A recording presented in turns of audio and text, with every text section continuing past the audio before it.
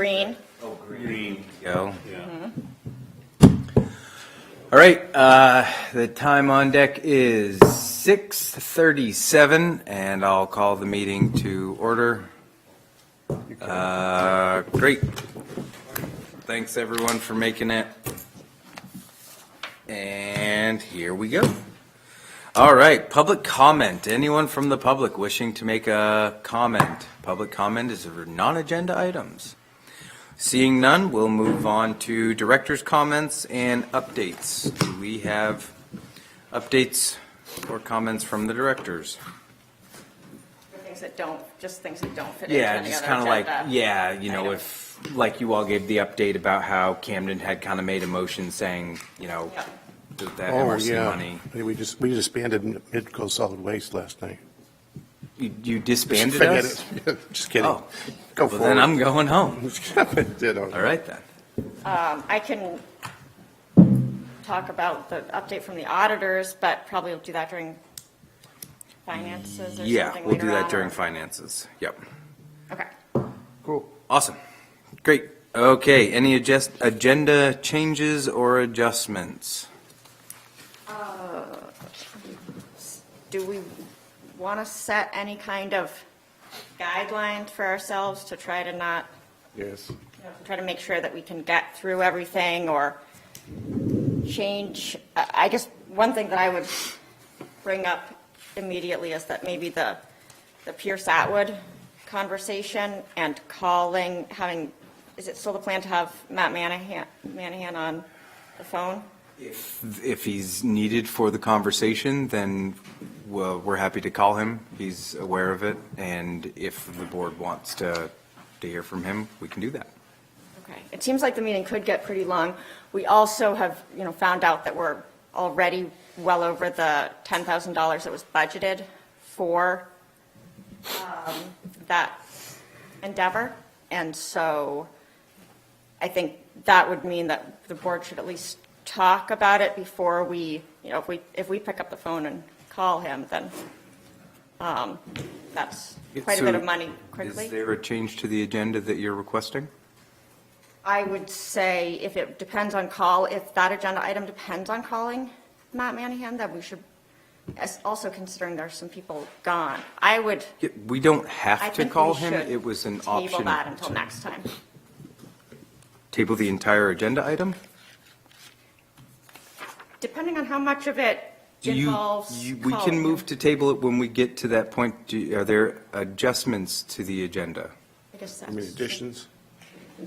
Okay, so when we get to that, if that's the route we decide to go and table that item, happy to entertain that when we get there. Mr. Gibbons? Turn your microphone on. The Button Here you go. says push. Did I do it right? It looks good to me. Just as a little house order, if you talk, you really kind of have to about 6 inches from your mouth or so, otherwise you're going to lose you. Thank you. Okay, right now, because of my conversation, Matt Manahan is waiting for a call in his office from us. So if we don't want to call him, I should call him now and tell him he can go home. I guess, yeah. So having reviewed basically all of the information under item K, Pierce Atwood, I think that we can have a robust conversation about that without Mr. Manahan. We thought that it was prudent to ensure that if folks did want to talk with him, that he was available for that. I think that we can better educate ourselves and try to come to a good consensus around direction to go without him, based on the documentation that's provided. So I don't mind telling him that he can, I'll just call him if you want. And unless anyone has some strong feelings that they would like to talk with him. I can say that I don't think that we need to talk to him. I would say that I don't think that, I reviewed all the materials, and I don't think we need to talk to him. To the extent that we need to follow up with him, then we and Paul or whatever can do that. Okay, so if you want to give just him a call call. him now Paul. and tell him that, Yeah, and- thank you. All right, any other Hopefully he agenda won't shoot me. adjustments or changes? No, great. All right, moving on to item D, which is review and approval of the January 23rd, 2019 meeting minutes. I would entertain motion or amendments. or all changes. Turn your microphone on there. Nice try, Dave. You can hear me fine from that one. I move that we accept the minutes as written. Second. Great, it's been moved and seconded. Any discussion? Great, all those in favor? That's unanimous. They're very nicely done minutes this time. I thought so. Too, Beth, they were very good at minutes. Thank you.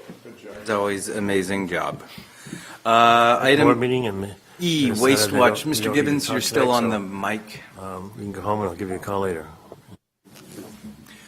Josh, any updates from Waste Watch?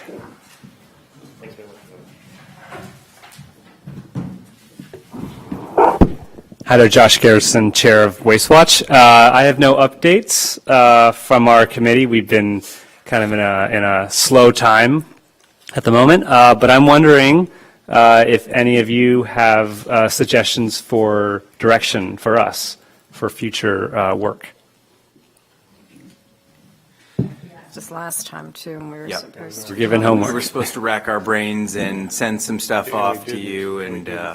What areas do you think we should focus on in terms of that direction? Are you looking for any specific areas for guidance or ideas? Could it help me to think of things to help you?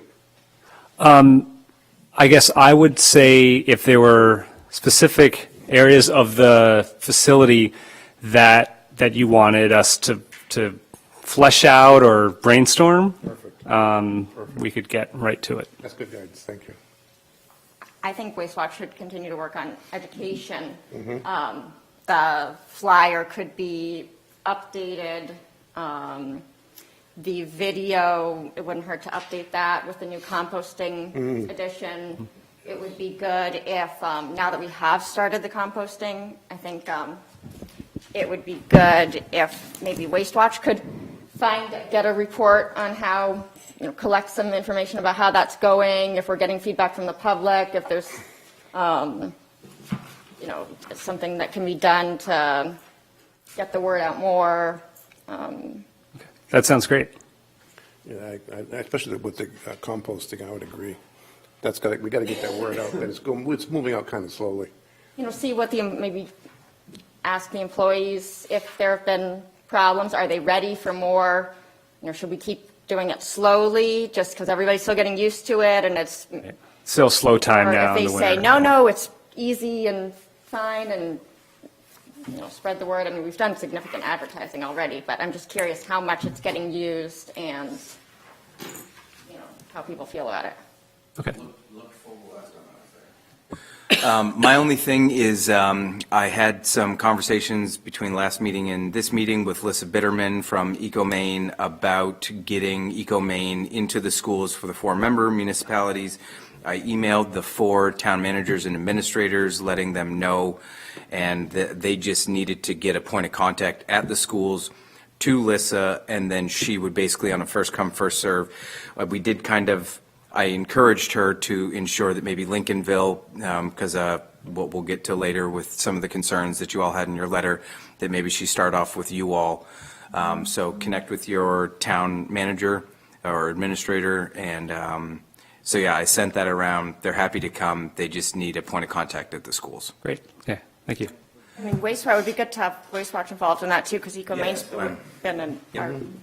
I figured basically you all would likely accompany them or maybe even liaison with them prior, because they're going to craft something specific to what we do at our facility, but I don't know if they have composting as part of their presentation. So maybe reviewing their presentation prior to it and amending it with any of the stuff that you all have seen or with the composting. That sounds great. And we would love to be accompanying them for their presentations and doing waste audits in front of the children. And Yeah, I did a thing with somebody from EcoMaine at the facility one day, and they gave me a copy of their presentation for feedback, and they actually helped us develop that whole flyer. So they are pretty familiar with our recycling system. And when I went down to tour the facility 2 weeks ago, they were really pushing, you just tell us you want us to be there. We'll figure out what it is that you do, and we'll take the things that don't matter out of the presentation. We'll put in things specific to your transfer station, and we'll go from there. So, Beth? Josh, also, the swap shop will be coming up again in the spring, and I think maybe some focus on the things that we did a lot last year. Marcy did a lot, organizing people, seeing where we're going with that, and also, reinforce some of those things that we put in place, the parking time, maybe a little PR or education there. Maybe we can work together and get some of that going too, before it opens, and determine the exact date of opening. That sounds great. point, Yeah. Yeah. Get the volunteer schedule back, set again, And just see what you're willing to do, what we're willing to do, and kind of highlight some of those good things that happened last year. Okay, great. Anything else? That's all. This has been very helpful. Thank you. Great, thank you. I would maybe, and my apologies, I didn't mention it during agenda adjustments, I would maybe table temporarily the executive committee update, primarily out of respect for Mr. Pizzuti, so that he can inform us of his stuff and then be moving on his merry way. And if we have an executive committee update, we can do it after he's gone. Great, so moving on to item G, the DEP Schedule of Compliant Agreement Update with Mr. Lou Pizzuti. So I'll say one thing first. There's so much to learn with this facility. I was kind of operating under the assumption that we had some schedule of compliance signed on by this board many, many, many moons ago. And what you had presented the last time you were here was how you wanted it amended. I am corrected in that our consent agreement is the document that is guiding us now, and any schedule of compliance that we have reviewed has not been signed off by both parties. So thank you for that. And that's correct. Yeah, the landfill's operating under the 1993 consent agreement, which basically said, a bunch of stuff, and said that you can continue operating the landfill for the disposal of construction, demolition debris, inert fill, wood waste, stuff like that. So that's basically what you're operating under. You're not, and that's okay because it's in compliance with Chapter 400. Chapter 400 says you can either operate with a license or operate with an agreement between the facility and the department. So that's what you're doing. So you're not, operating illegally, let's put it that way. Well, after that, please introduce yourself to the new members. A handful of us have met with you before. We know who you are, but we asked you here because we have some new membership. Yeah. We know you want to get this done, and you're getting pressure. We want to get it done. So we thought it was important to provide documentation to everyone and have you come back in, bring us all up to speed, and we'll try to get this taken care of as quickly as we can. It's always a pleasure to meet with board members, and, that's my job. Come down, educate you, let you know what you're doing. How many are new board members since the last time I was here? Since the last time you were here for him? You were here? Just one? That's it? Sorry. Oh, no, that's okay. It just helps me because then, most of you have seen the draft of schedule compliance that I gave to you at the last meeting. So, I would just say, I'm a insurance, reinsurance lawyer, so you can just, if there's anything that you would do in terms of like background stuff, that might just help you kind of jump over some things, but. It's very simple. Okay. You, in accordance with the consent agreement, the facility had to submit an application for a license. You did so in 1996. And for some oddball reason, it's still around. And so I am the person that basically, the commissioner handed the list to the bureau director. The bureau director handed it to me and said, here, make this list go away. So, and you're on that list of facilities that need to be taken off the relicensing. It's something like 6,000 days. It's crazy. Anyhow, in going through the files, have found a couple of things, and none of them are really good, as in a sense, on where the department was heading for you guys back in late 90s,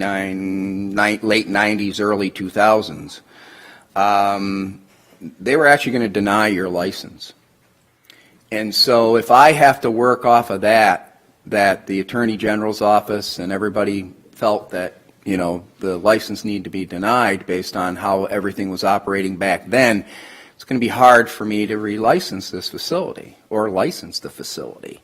The other thing is, too, is based on, this is basically my inspection report, and the reason I have this because it has great information on it is in a sense on back in, so this is from, let's see, wow, this is 2018, so yeah, last year's. Based on a survey that was done in November 2017, you had about 5.5 years left of capacity. So there's really no sense in doing a license. It's better to enter into a schedule compliance, which allows you to continue operating until it's full, and then you close. It's quite simple, is in a sense on it. It's not an enforcement action, which is, I believe, the way they were going. From what I can gather, is they were going to do another enforcement action against you for not complying, and that's this memo here from the Attorney General's office that basically led to them writing this denial for the license. So based on all that past history, the schedule of compliance is a great way to resolve this whole thing because it only asks that you withdraw the license application and then operate under the schedule of compliance, which again complies with Chapter 400 because it is an agreement with the department. And it also allows me to not have to work on this denial thing, and it allows me some flexibility that just in, like, let's say that you want to, right now you're taking in waste from your host communities. But let's say that you want to take in some waste from outside to help build your reserve budget up to help get the money to close the landfill. Because again, one of the other issues is whether or not you're going to qualify for any closure money. And unfortunately, up to this point in time, that answer to that question has been no. You guys aren't going to be qualified for any closure money, although I know your lawyer is working on that with the AG. I did have a conversation with your lawyer, by the way. He did call me after the last meeting we had. And I explained to him where what I said, where he should continue to try to convince the department to allow you to qualify for closure money. But it's, again, I'm not in that area, so I can't speak for those guys. But I do know that, prior to meeting with you and prior to Matt, I don't know where his conversations are. The bottom line was you guys didn't qualify for closure money, closure reimbursement, okay? In other words, the program works that you do closure and the department reimburse you 75%, which is a good deal, but you don't qualify. So We had that chance many, many years ago, and we decided not to do it. And, that's the unfortunate part because you inherited the problems of the people who were in your position in the past that basically did not act when they should have acted. You may have been able to qualify for closure money, but the dates talks about getting a license, I think, before 1989, but You hadn't even signed the consent decree by And then. you didn't even sign the consent agreement, and again, that's why I said leave it up to the lawyers. My job is to, how do we get through this, basically hand in hand. And the nice thing about a schedule compliance, who's from Rockland? Rockport, Rockland. Rockland, nobody. For Rockland, so you've read that. They signed it. They were in the same boat you were. They had licensing application, relicensing application actually in. Same thing, was in for many years, never got acted on because of violations and stuff like that, and so they saw it. They're in the same boat. They're going to have to close here in a couple of years, and so they just said, hey, this is the best way to move forward, and they did it. Owen? Second. Owen. I want to pick your brain about something, and I'm not going to hold you to any of this stuff because I know your office is not the reimbursement office. Okay. We're going to have the same question. Yeah, so we have been, myself included, hyper-focused on the portion of state statute that talks about landfill reimbursement, thank you, Yeah. for a 75% reimbursement. So, Section E talks about notwithstanding paragraphs, blah, blah, blah, cost share of 75%, closure with a license on or before September 1st, 1989. We get it, not competitive for that. However, just below that, it reads, the state cost share is 0% of landfill closure costs incurred on or after January 1st, 2000, except that the commissioner may issue grants or payments as provided in paragraph E, or for 30% of those costs if incurred pursuant to an alternate closure commitment executed before January 1st, 2000, or specifically identified in a department order or license, schedule of compliance, or consent agreement. So I've become slightly more focused on that portion of state statute. More because you were told to close back in 1993 when you signed the agreement? Is that what More you're- because it references schedule of compliance and consent agreement. Without the need And for a 30% of something is better than 0% of Right. something. That's why I said to Matt, don't give up this fight. Some way or another, you may be able to get some closure money.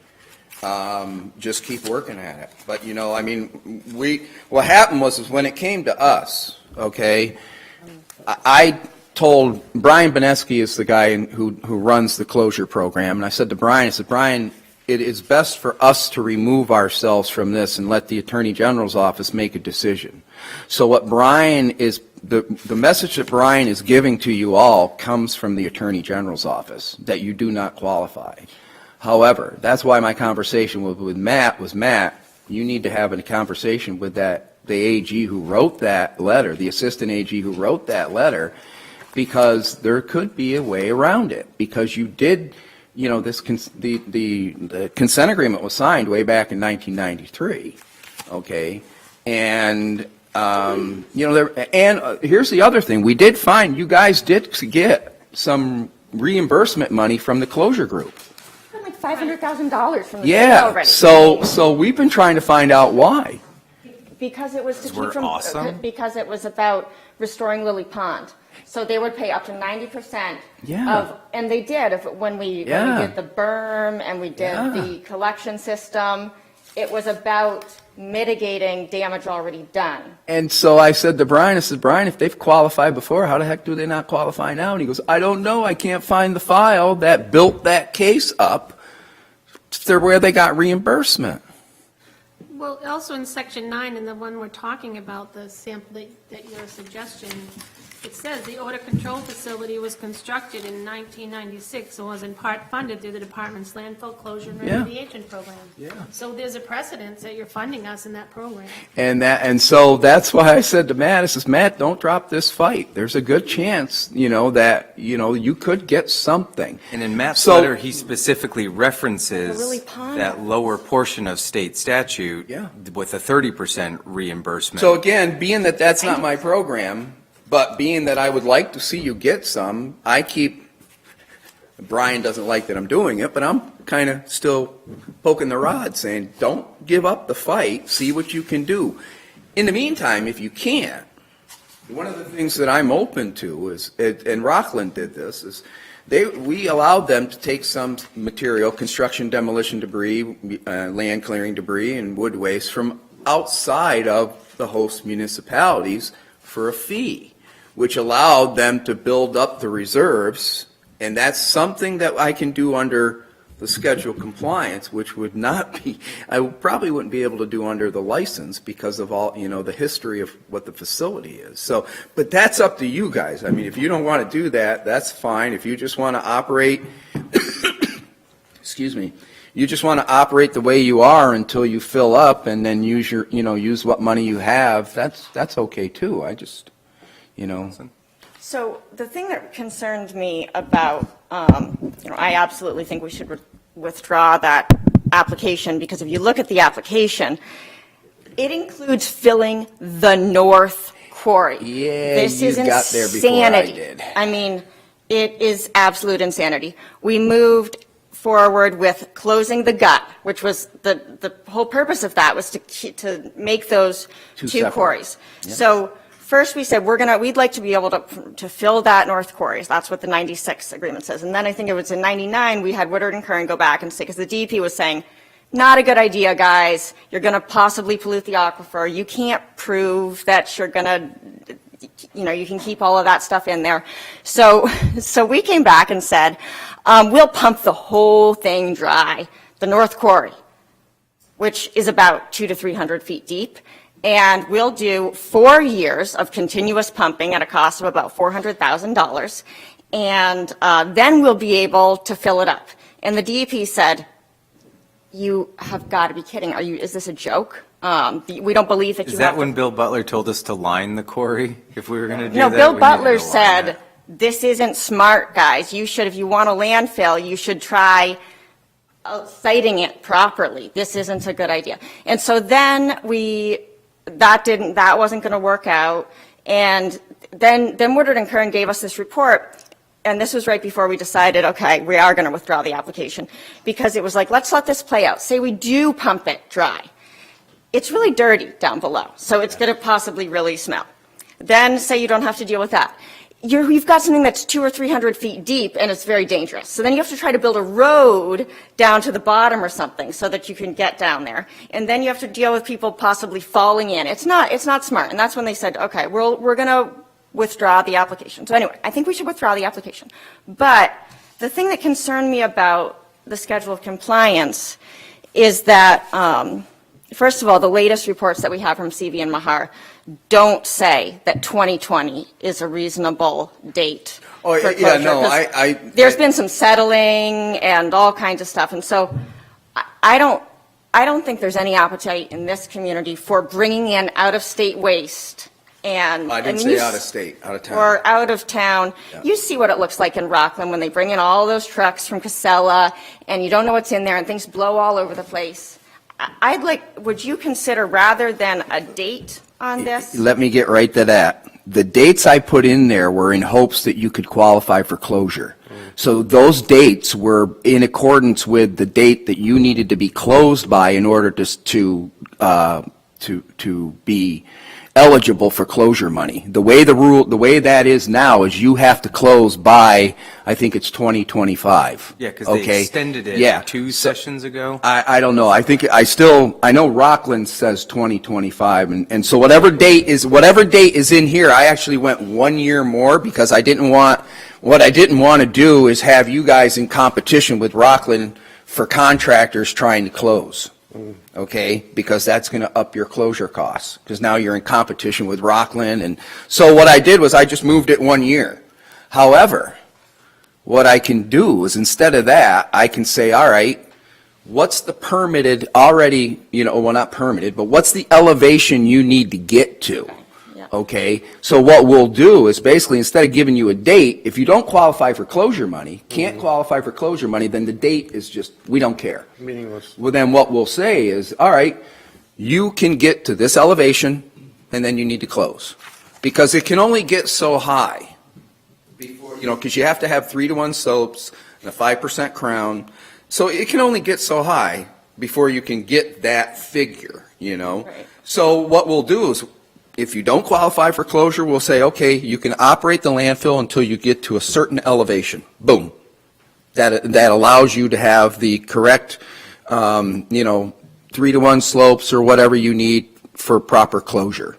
That will take in consideration settlement, compaction. If you decide right now you're compacting with a bulldozer or whatever, you can say, hey, well, let's go get a compactor and see if we can, but it's going to settle. You know that because it's already settling, and you're seeing some settlement in the area that's closed to the north of that, right? Is that to the north? I mean, we have really detailed reports Yeah. from CV and Mahar saying exactly what happens every year and different plans for final grade and. Yep. Have you seen their most recent one? Because they've actually, I think, like for the first time in recent memory, switched it from 5 to 7 years down now to 3 to 5. But it was based on the fact that we had an odd, wasn't it 3 to 5? Yeah, We had an odd year last year where we brought in more CDD than is typical or based on our averages. Yeah. And so if that was going to continue to be the average going forward. That's what they do. What they do is they will, usually they take a few year average, all right? And what they'll do is they'll take maybe a 5-year average. So if you were at, I just use round numbers because it's easier for me. Well, actually, I don't need to use round numbers. I can give you the actual numbers. So let's see. So this was 2018. The numbers that I have in here are based on the 2017 annual report. We do have a new one. Because this might actually, because the annual reports come in, 2017 annual report came in 2018. Okay, so these are the numbers I used. At that time, you had a remaining capacity of 31,600 cubic yards. But you did, and that including future development within the limits of the quarry. Is that because we have two different scenarios for final closure, and so there's one that says this in the most recent report, one that says we have 25,000 cubic yards left, and another one that says 44,000.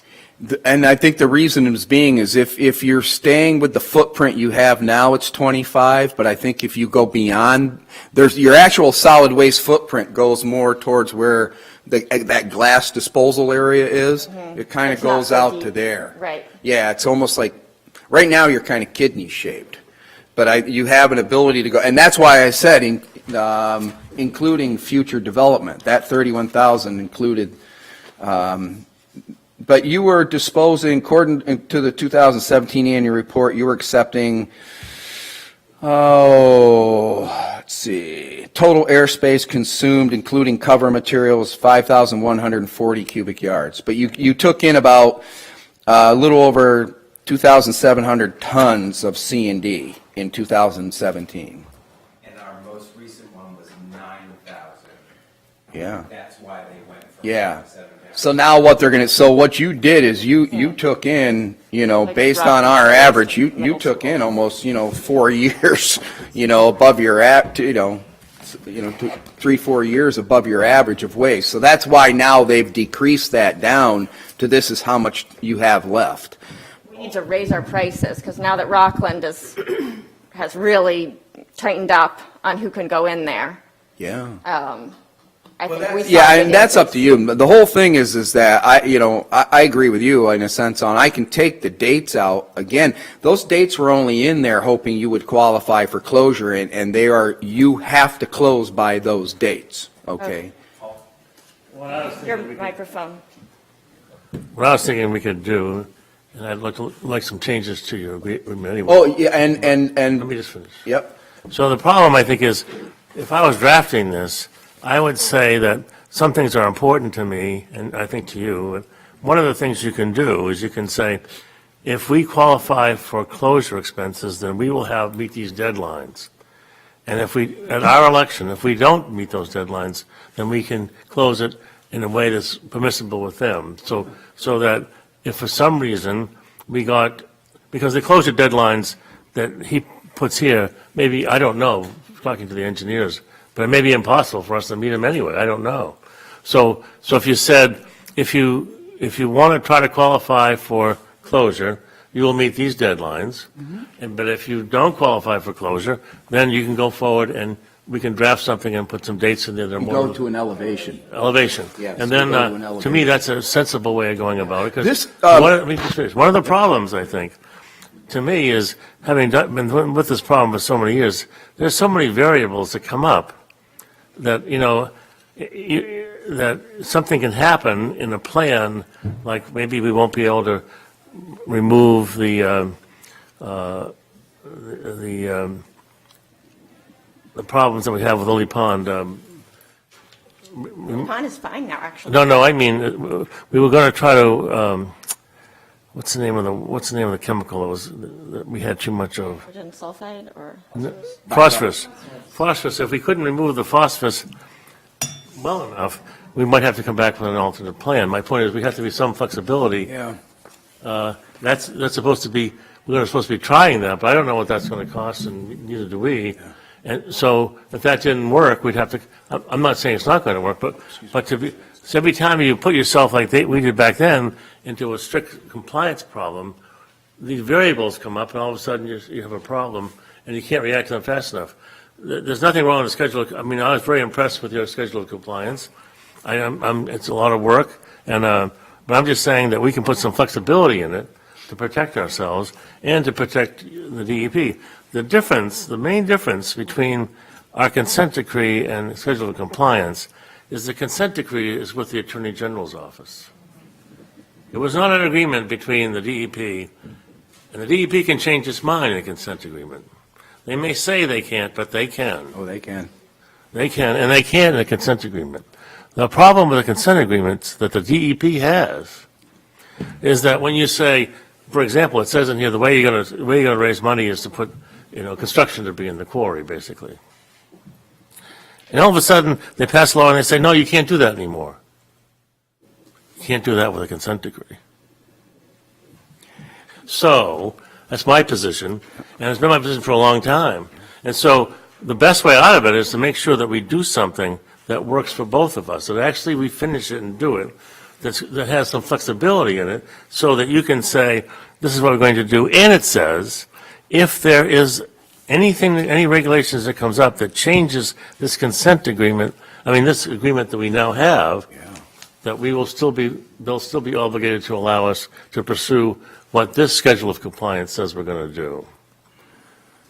I mean, if they pass a law about what you can put in a landfill and what they can't, they usually do that for a good environmental reason. So if the DEP decides that they've discovered that it's very bad to put lead in the landfill, even if it's attached to the wood like we're allowed to now, I don't really like the idea of continuing to push back on this community has been fighting the DEP and their recommendations for so long that I think I don't want to fight. I just was suggesting some language. But I do think we shouldn't give up that idea. This consent decree says that they will pay for up to 90% of things that we do that are related to the restoration of Lily Pond. So, and the reason they're saying that they won't pay now is because there's no documented contamination right now, so there's nothing to help us with. But if something happens where there's an earthquake and some of this leachate from the bottom of the quarry, it turns out it does end up impacting Lily Pond again, and we have to pay a bunch of money, I think it would be reasonable to still say, hey, DEP, you said if we did all of this, I agree with you. then you would help, if we operate according to our operations manual and do all these things, and then something catastrophic happens and, the surrounding water is impacted, then we should still get some help. I don't think we shouldn't give up that in the new thing that we sign. I don't know what you think. I agree with you about that. there. I think I'm just saying, the other thing is in the consent agreement, the Attorney General's office said they weren't going to enforce civil fines and penalties against us. We got to make sure that just stays in effect, that's all. You talking consent agreement or schedule compliance? I'm saying in the consent agreement, Okay, the one from I 1993. want to make sure that stays alive. And so, because Well, see, this will supersede the consent agreement. The schedule compliance You was. don't understand what I'm saying. So we're saying I'm we're concerned about that. We want to preserve If and that. when we sign a schedule of compliance with you, the consent agreement becomes a historic document that is no longer binding for anything, correct? Right, so what we're saying is we might like to transfer a little bit of what's in that consent. Right. Yeah, and where I was going with this is just a draft. This is a mutual, the nice thing about a schedule compliance is it's a mutually agreed upon agreement. So what happens is we kind of, it's almost like give and take. We barter back and forth. All right, well, this is, all right, so this is what this is what we can give you. Well, we'd like to get a little bit of this. That can all go into the schedule compliance if everybody agrees to it, because the nice thing about this is it's mutually signed by the department and the facility board, okay? So, and it can be changed. This thing can come up, if something happens, somebody, hey, we can do this, like for dates, for instance, for a consent agreement, if something happens, we can, for schedule compliance, we can usually change the dates. On this one, we're just saying, and I think I agree with you, if we can put a paragraph in there that says that if you do qualify for closure money, then the facility has to close by this date. Boom. Or if we decide to take closure money, not Or take it, yeah, take it. Or take closure money. Okay, but no matter what, if I can put a paragraph in there, well, actually, the paragraph's already in there, okay? In a sense it just basically states that, where is it? Paragraph number 3. That date that's in there, that 2024, that's basically the drop dead date for closure to qualify for any money under the current law. Paragraph 3. Paragraph 3 of the draft of the schedule compliance, okay? He means, What do you have? Yeah, that. Paragraph 3 in the very back on page 9. page 17. Page 9. Or not, page 9. Yep. It says by Okay. December 31st, 2021, submit an application for closure, and then complete construction of department-approved final cover system in accordance by no later than 2024. Okay, so that can change to if you qualify for closure money or decide to take closure money, then then I can just put all that in before by December 2021. And the reason there's such a gap in between there is because we're given a year to process a closure application, and sometimes it takes that long to do it. So that's why I'm saying if you get your closure application in by 2021, if we get a year to process it, that means then you can start construction, and still have time to have it closed have everything done by 2024 if you qualify for closure money or reimbursement or you want to take it. Then what we can do is in a paragraph under that, just basically state that if you don't, then you will continue operating till you hit a final grade of, and then place a department approved, and then submit within a year of cease placing waste, submit a closure application, and then,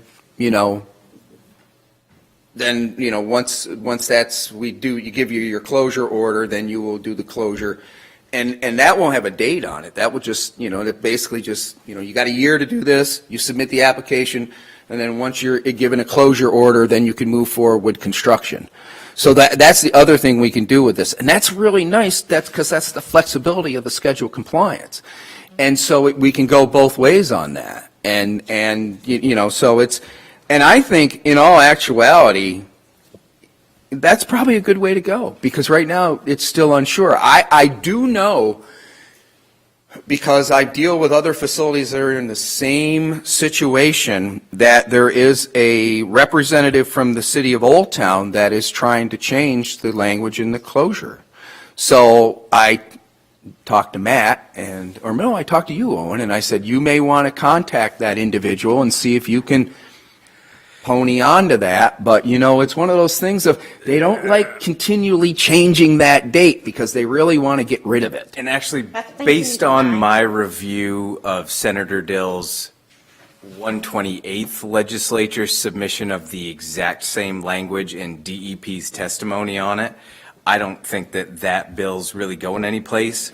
And adding another landfill onto it will give DEP even more ammo, because, it was very, you all, and I feel for you all, because your funding mechanism, I think the numbers were, you had, at least in the 128th, you had $6+ million of outstanding reimbursements, and you get just over $1 million a year to pay that out. So you're constantly trying to push that rock up the hill, and it keeps rolling over. And every time we close a construction and demo landfill, that money goes down, because that's where a lot of our money comes from. Right. It's because it is actually, I think it's like you pay us $2 per ton of construction and demo that you take in. And so every time we close a construction and demo landfill, we're losing money coming in. So, yeah. And so then what happens? How many times I've told them, look, this is something specific to us, but there's a second part to this conversation, and that's the funding mechanism that It's DEP the funding, wants. the funding mechanism doesn't work right. It is, you're absolutely, and that's, Brian tells me that all the time, Brian Beneski, he's like, Lou, he's just, I'm not. Don't have He the goes, money. every time another landfill qualifies, that's less money that I'm giving back that these other landfills are getting. And there's some that have been in there for ages, and they're like, hey, where's the rest of our money? And it's like, well, and he has to do this, it's percentage of what comes in is given out, and it drives him nuts. You know, I don't know how he ends up having more hair than I do, but it drives him nuts because he says, Lou, it's getting, the program cannot afford to take on any more landfills. And so, you know, the ones that are out of it, I don't think are going to get into it because of the fact that we just, you know, and it's been in the past. They've already shown that, you know, they're very leery about either extending the dates, moving the dates back, or letting any other facilities get in because of the funding. It seemed like the only legislation in recent history that DEP, as relates to landfills, supported was extending the date of which closure could happen. Yeah. Other than that, Yeah. and it's interesting, reading over some of the testimony from DEP, it's not that you don't want to help. It's that you don't have the resources Right. to help, which is why Yeah. you're resistant. It started to make Right. more sense Right. why you all. And because, you know, I mean, it's one of those things we'd love to help everybody, but the resources aren't there. So if we were to, there's some language currently in the consent decree about what happens if we don't submit, we had to submit that license application. So if we withdraw it without having finalized the language of the SOC, where does that put us? Do we have to wait until we've finalized this language before we withdraw that application? Yep. Okay. Yes, basically it tells you that's one of the first things you need to do. Right off, number one, withdraw it. But you don't do that until you can't do sign that this. before, right. Yeah, no, do not withdraw that application till you have inked this document. So that leads me to my question, which is, well, slight preamble. I believe and I feel that the schedule of compliance has been basically in our court for a while. And we, myself included, wanted to get a better handle on reimbursements before we started trying to get to a place to sign documents. Makes sense.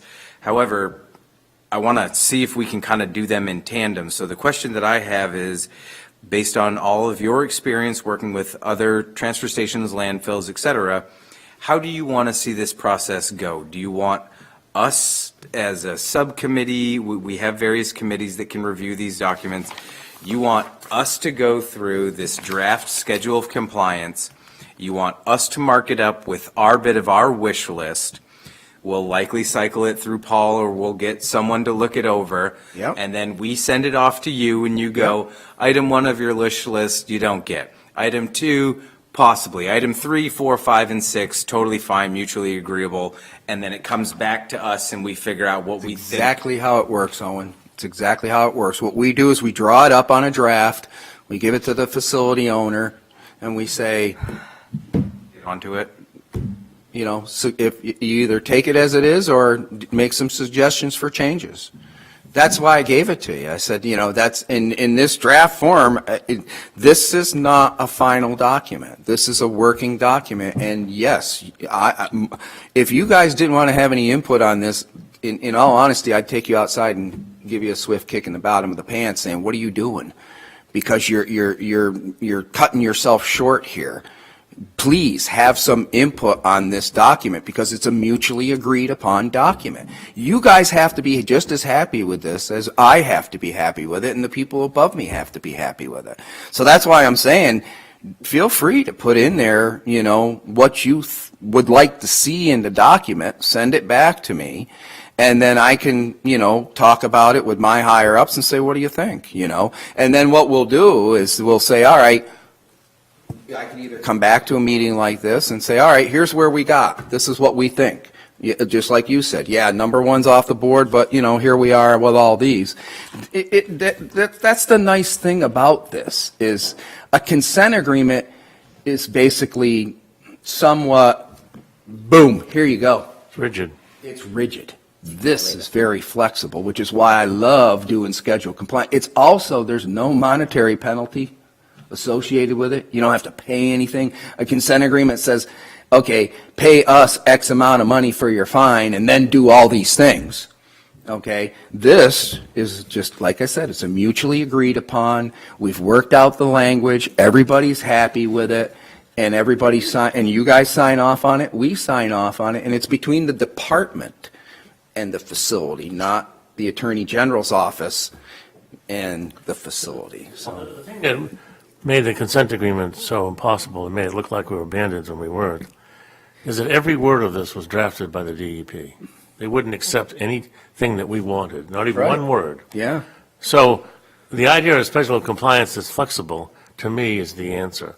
Because even if we had done everything we were supposed to do, and we certainly didn't, but if we did, it wouldn't have been impossible. The problem is you discover things as you go along, that, for example, using the North Quarry wasn't such a good idea after all. But you didn't discover that until after you did these things, and all of a sudden you're saying, well, now we're not going to get the money for that anymore, so we have these other problems. So and every time you went to them, they wouldn't change the agreement. So I'm saying to you, that's, to me, because even for us now, we may come upon something that, that science tells us we have to do something different. Hopefully it isn't. But we have a flexibility of saying, look, we just ran into bedrock or something. We need to get this fixed, and we have the schedule. To me, that's the answer. That should have been done years ago.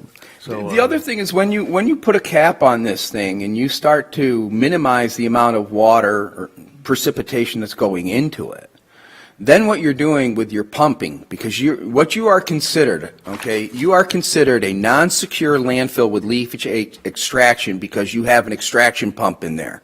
When you put that cover on and you stop that infiltration of precipitation through snow or rain or whatever it is, now you're only dealing with what's in the bathtub, okay?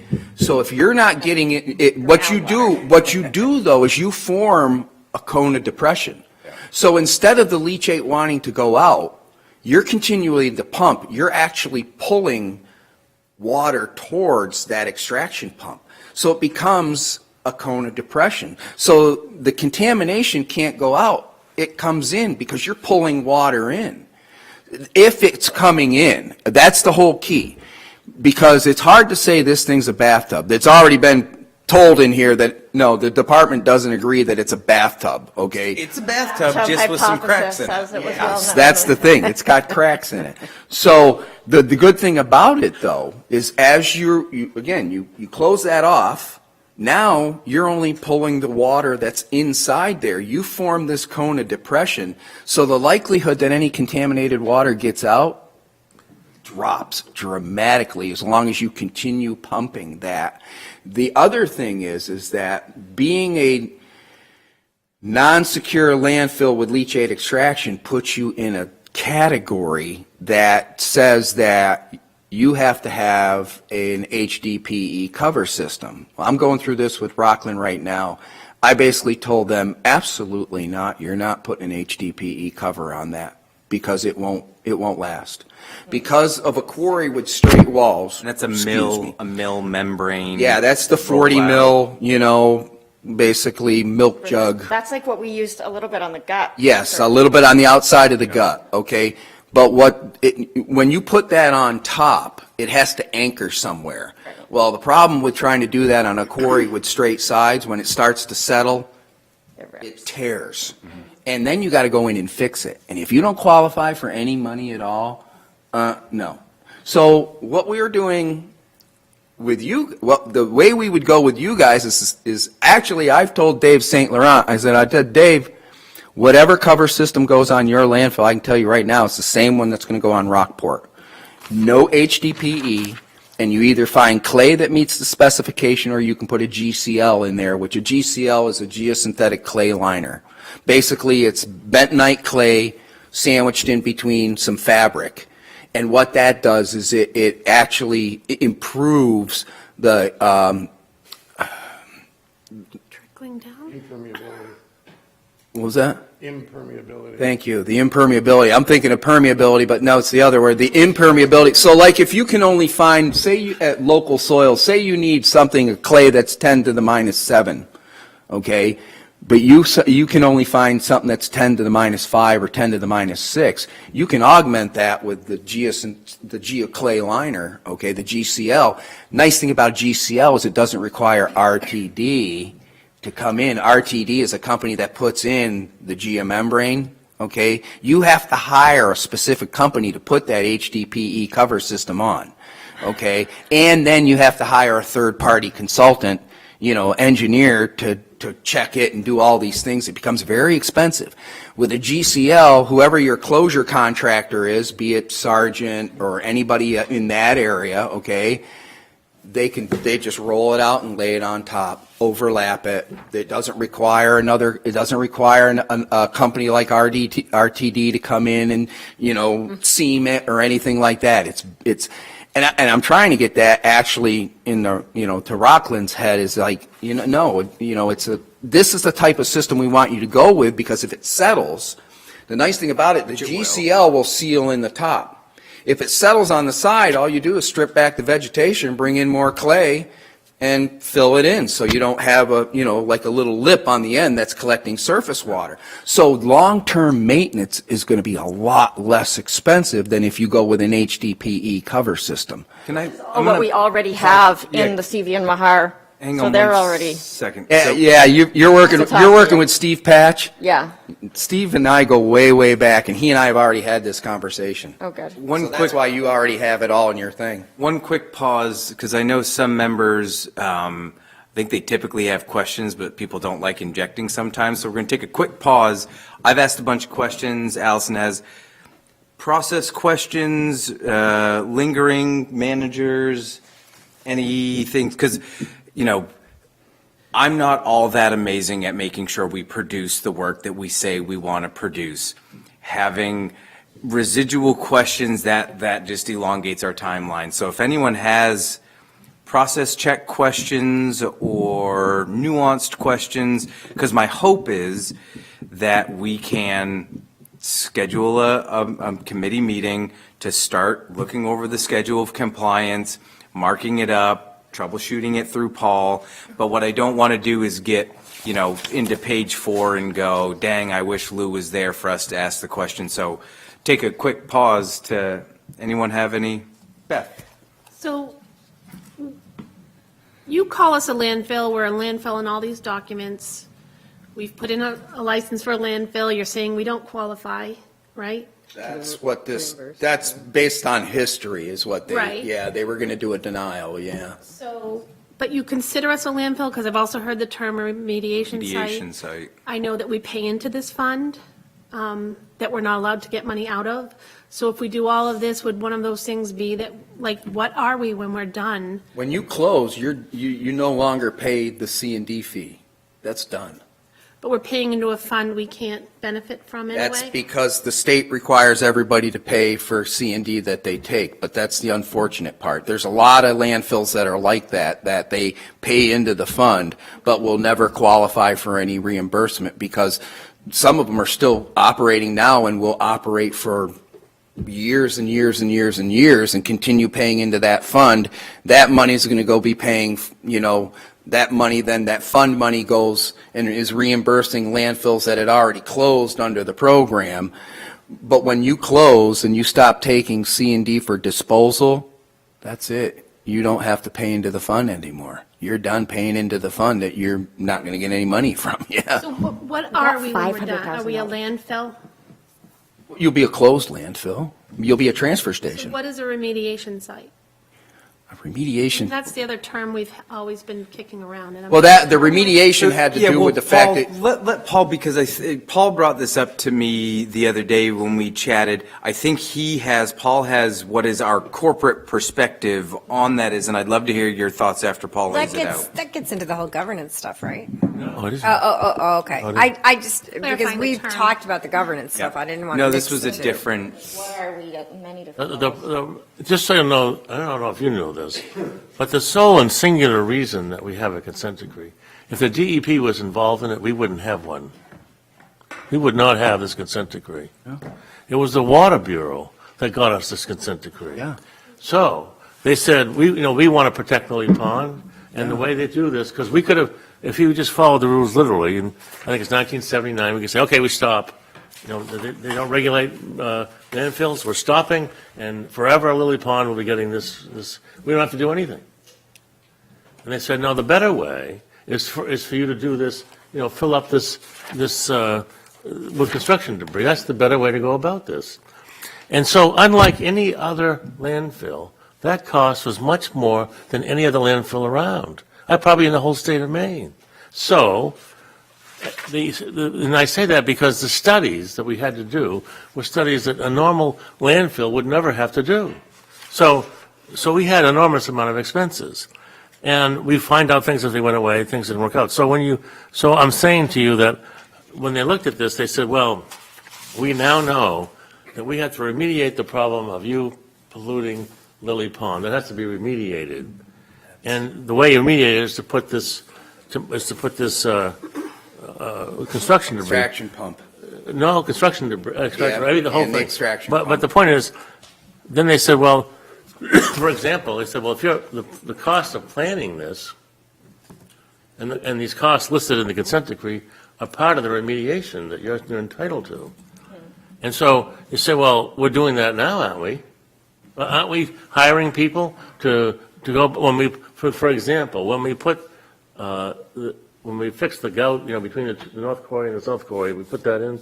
That was something that we were doing, in my opinion, that normally would be remediation, because we were preventing water from, normally that would be remediation. So the one question you always have is, what qualifies for remediation, given this consent decree?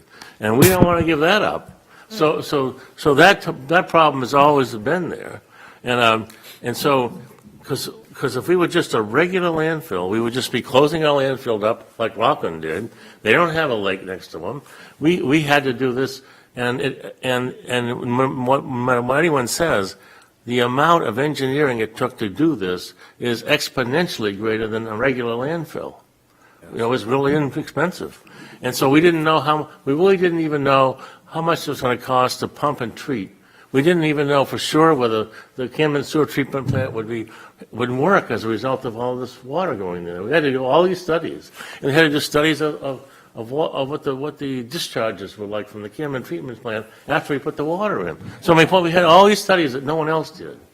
So the question always becomes, on this classification, how much of that is remediation? So we would need to be able to look into the numbers and find out what these costs were, because I don't have them, but to be able to say these remediation costs, and if we had a schedule of compliance, we should say two things, among other things, that number one, we recognize that the consent decree is enforceable in the following sense, that the state of Maine is not going to come after us for these violations that we did before, and they're not going to, and that we're entitled to these reimbursement expenses to the extent that we can establish them under this agreement. Now, that takes the DEP approval to do that, and it's not something that comes under some program, like landfill closures and getting certain permits done. It has nothing to do with the filing of an application for a permit.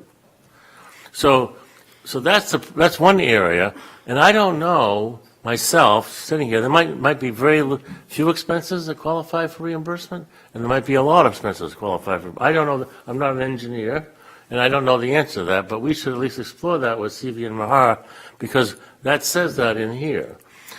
Now, maybe other problem I have is a practical matter. This is 26 years old. And can you keep a note of that? And I'm happy to let you go, but I want to give Lou an opportunity to respond to that. And when you do, can you clarify for me, are we attempting to kind of have our cake and eat it too, where we say we want to be a remediation site when we want remediation money, and we say we want to be a landfill when we want landfill money? Is that okay, or do we have to pick one and go with it? That is, I can't even answer that, because I've never had a facility that's been like that. I mean, I know Rockland has the same issue where they've got the extraction pumps, because the same thing was going there. They were showing, their wells were showing impact from, the migration of leachate out, so they have. Someone just told me today into the West Gig River. Yes. Yeah. They said that sometimes when Rockland does something, the Gig River starts to stink. Yeah. So what happened? So they have actually two pumps in there. There's one in the south part and one in the north part, and they might have to put in another one, because we don't think that they're actually doing enough. We think there's a mound in there somewhere that's not getting impacted by the two extraction wells, because they're both at the ends. We've got one down here and one up here, and we think there's a mound in the middle where they might have to put another extraction well, and that may be what's causing still that outward migration. We're not seeing that with you guys. What we're seeing is actually, as Allison said, we're seeing improvements. There's no more impact at Lily Pond, and we're starting to see some improvements in what the down gradient wells are saying. The reason that they called that remediation was in a sense and said, okay, you can continue to take the construction demolition debris, was because there was no way that you were going to be able to close that the quarry with the waste that far down. Right. So they said, bring it up to a level to where we can get a good cover system on it. So that's why they allowed you to continue taking waste, because they realized if we don't, we can't close it, because the waste back in '96 or whatever, whenever you signed that, was probably pretty far. There's like floating and Yeah, around. yeah. So they made the realization that no, we got to let them fill this up with something in order for it to get to an elevation that we can at least put a proper cover system on it.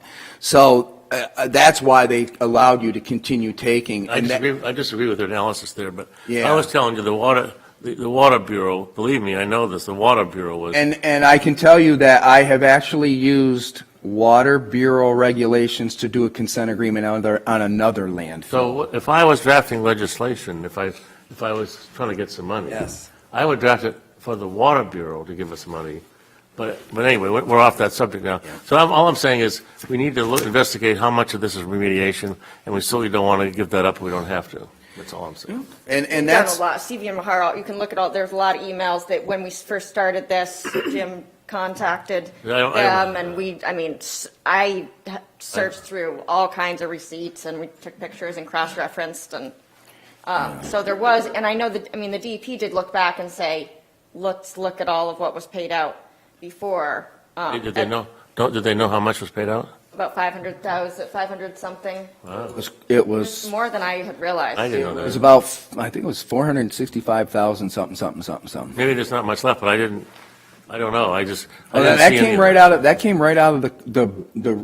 landfill Oh, closure group. What I'm saying We is, got a lot of stuff from the fund that we're paying into, so, Yeah. we really have benefited more than I had realized that we benefited. Yeah. And like I said, we figured that out, and Brian was like, why did they get that? And I said, because that's remediation. They had to install that plant in order to and it was it was odor control.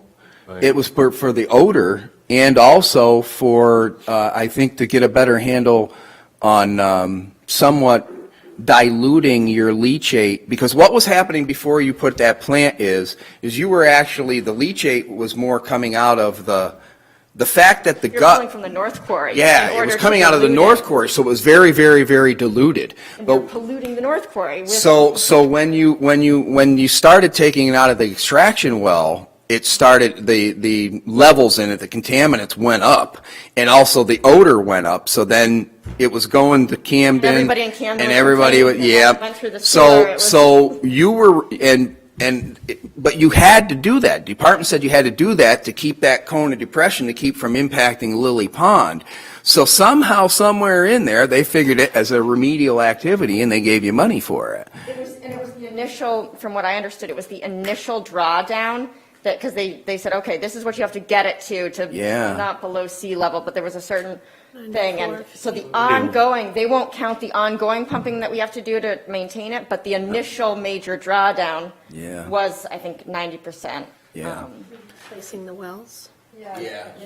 And we're going to have to replace that pump wells. and that whole system at some point too, and maybe we could talk to the DEP Well, about- like I said, those are negotiations between the closure group, and that doesn't involve me. My whole thing is, again, I'm licensing and compliance. So what I have to do is, I can tell you right now, you're in much better shape now, in a sense, than when I am reading this stuff from 1999. I'm reading this and I'm going, wow. And he really nailed you on a bunch of violations here, that some of them I wouldn't even I wouldn't even considered, you know. But we were, Turn on No, your that's mic. okay, that's all right. it was bad. At that time, I mean, you just look at news articles from that time, and you have, former Rockport town manager saying, well, why do we have to pump it after, if you're going to make us close it, why would we even have to pump it? And, I mean, they didn't understand. The DP was saying, these aren't small. We were saying, these are really small things. And the DP was saying, the fact that you think these are small things, that means it's a big thing. That shows that you don't understand Yeah. the situation. I mean, I just actually found this today in going through the file, and because I was looking for the licensing application. Somewhere it's disappeared. So anyhow, Yeah. you have it? Yeah. I'd like a copy of it. Because it's disappeared out of our Negotiate files. for But it. anyhow, one of the things, That cost you $500,000. yeah. So anyhow, I mean, this was actually a memo Bill Butler put to Jan McClintock, and based on, that and what she, basically said, hey, you might as well deny their license because they're still in violation of the consent agreement. So actually, I think what they were doing is they were going to deny the license, but you were almost set up for another consent agreement because you were, based on this, they were saying you weren't even complying with the one that you signed back then. So you were looking at another enforcement action. So I think what was going on then was Bill started to actually draft the schedule compliance as a way to get out of another enforcement action, but it never went anywhere. So when it came to me, I just looked at it and said, yeah, schedule compliance. That's what we're going to do. Can I ask, so I want to get schedule compliance done, but I want to get it done right. Yeah. And I want to get it done quick, but I want to get it done right. So one thing that I'm curious about is you've probably spent more time with this document than most of us have, I'm assuming, except for maybe Allison. Is there a possibility that you could go through this document on your own time or at work and highlight for us the areas of which you believe DEP has no flexibility? As a way of, and I don't know if this is an odd or an awkward question, but I'm curious, what are the areas of which you are not flexible? Because if you are not flexible, is it worth our time trying to argue something you are 200% sure we have no flexibility on? That will give us the areas of focus that we can try to build some of our flexibility into it. Or is that just a ridiculous question? Well, I We did. want him to negotiate. I mean, he basically told us we can do whatever we want. If we're not going to qualify for closure funds, he said, you can do whatever, you can stretch it out as long as you like, I mean, that sounded pretty flexible. Let Lou answer it. Well, the thing about it is if you would have seen the draft of this before I got a hold of it, it almost looked like a consent agreement. I mean, it was, you guys, I was like, my goodness, why are we talking so bad about this facility? I took out a lot of bad stuff and just basically said, here's where they are, here's what we want to do. And I really don't, I mean, I don't think there's anything, I look at this and the conclusions are where I look at everything on page 9. So it's, withdraw the application. That's not a bad thing. Okay, then it says within 12 months, of course, for review and approval, but I could probably take that out. What's going to be your alternative handling? Where's your construction and demo going to go? I don't think, and again, this, of course, it says there, this may be satisfied for applying for a modification to the transfer station license. So if you guys, I think, and that's where that was going. I think you guys were going to apply for a redesign or a minor revision to your transfer station license that was going to you were going to put in a container to put your construction and demo in and send it somewhere. Okay, so you just complied with that. Then submitting the application for landfill closure, we talked about that earlier.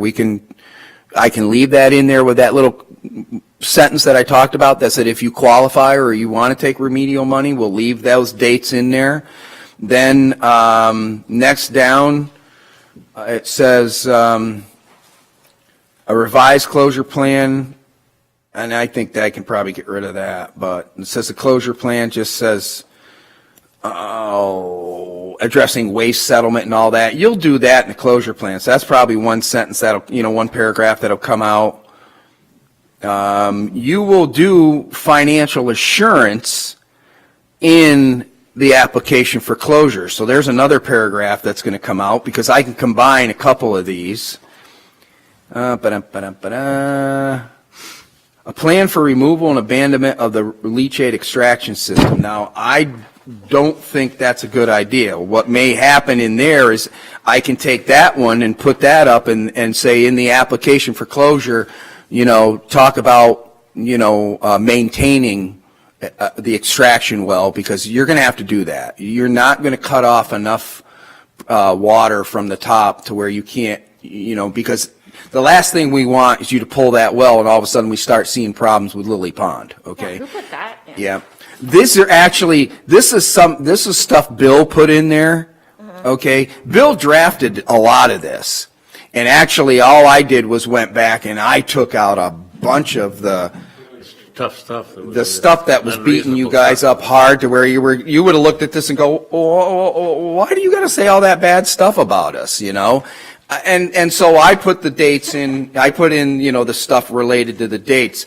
This was, and I can take a lot of this stuff. My main thing was get this in a draft form, get it to you guys, and so that we could start talking about where we want to go. So a lot of these things will just come up into that. When you apply for landfill closure, you have to show financial assurance, financial ability. Your closure plan has to address those things like waste settlement and maintenance and stuff like that. I don't agree with the removal and abandonment of the leachate extraction system. That was in there. I don't know, like I said, hey, I just want to get this out to you guys. Less expensive. Right. My goodness. You've already done this thing for a design plan for discharge of stormwater away from Lily Pond. You guys have changed how stormwater is being diverted away, so that can come out. So the heat loop system, you guys aren't going with that, so that comes out. So you're pretty much down to about, a very short list. But we could still look at doing the heat loop thing. If you And want, that's not- yeah. I mean, that's, have to- but, Part of the agreement. Yes. What? You have to get approval. Can I just say one thing? I think that if I were to make a suggestion, I think it's really important, essential, that you have C.V. Mahar sitting next to you when you're doing this. Because the real problem with this original consent agreement is that what you don't know is the things that we wanted to do that were realistic were not allowed. They didn't allow us to do. They rejected things that we wanted, how we wanted to go about this. They said, no, you're doing it this way. So we said, well, because we said, we really don't know, we have to do these studies, we don't know, we want to do the studies and then go from there. So my point is, this is flexible now, this is flexible anyway, but if you have C.V. Mahar, they're really good. C.V. Mahar has done a lot of work in solid waste. They really know what they're talking about. And they would know something. You put something in here, they know there's certain things that you wouldn't accept. They do it enough to know. So that's to me, and then I can look at it for language, but I'm concerned about losing some stuff in here, but my point is, that's the person I would have next to me, because they would know, and they'll probably have some things that aren't even in your schedule. I already went through one with C.V. Mahar and the state. I did a schedule compliance with the state for the Dolby landfill. Oh, wow, yeah. Yeah, so they had to do the same thing. They had to withdraw their relicensing application that was put in from, from Great Northern for the Dolby landfill, and then they had to sign a schedule compliance dealing with I was dealing with the Bureau, Bureau of General Services now, DECD. DECD is the actual owner. Department of Economic Development is the actual owner of the Dolby landfill. So I had to do a consent agreement against the state. And they used C.V. Mahar, and everything was, okay, hey, that's great, let's do it. Boom, done. This is awesome, and I could probably spend the next 3 hours talking with you and going over this. We do have some other agenda items. It pains me to say it, we're going to move on, but any final parting thoughts of wisdom or? The way I look at this is just what Paul said. look and see what you guys want that is beneficial to you in the consent agreement, and see if you, and add it into the schedule compliance. This is one of those things of like, it's almost like making a stew. Throw everything in there until somebody says, whoa, whoa, whoa, whoa, whoa, I don't want squirrel in there, and take the squirrel out, okay? It's just, put stuff in there. This is a draft. I've given it to you and said, please give me your input. What would you like to see in this document? And then we'll get to the next step of saying, yeah, we agree or don't we agree, but it gets us to the bottom line. It gets us to a document that everybody can agree on and gets you to where you need to be. And again, this is much better than trying to go through the relicensing process, because everything that you submitted back in 1996 is worth like nothing. You're going to have to resubmit a whole lot of stuff just to get through the relicensing process.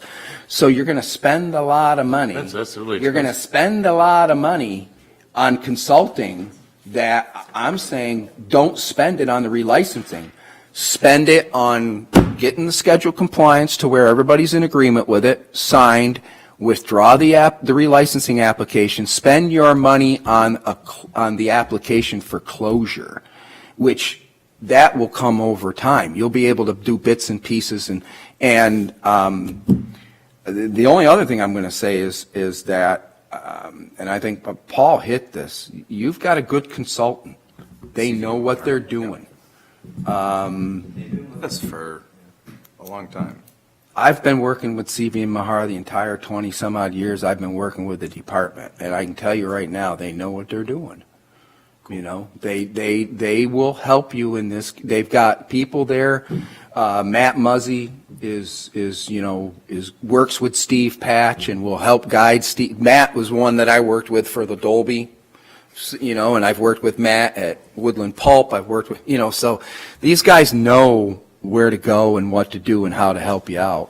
And again, I've talked with Steve at great length about the cover system we were thinking of. So he's already got this going through his brain. And so, because that's the thing. Steve will call me up and say, hey, Lou, let's talk. And we'll talk, and I'll say, this is what we're thinking. Okay, yep, that's all I needed to know. So he's already got this idea of what the cover system will be for you guys, and has probably been planning it out in his head. I mean, you guys are on, I think it's the right path.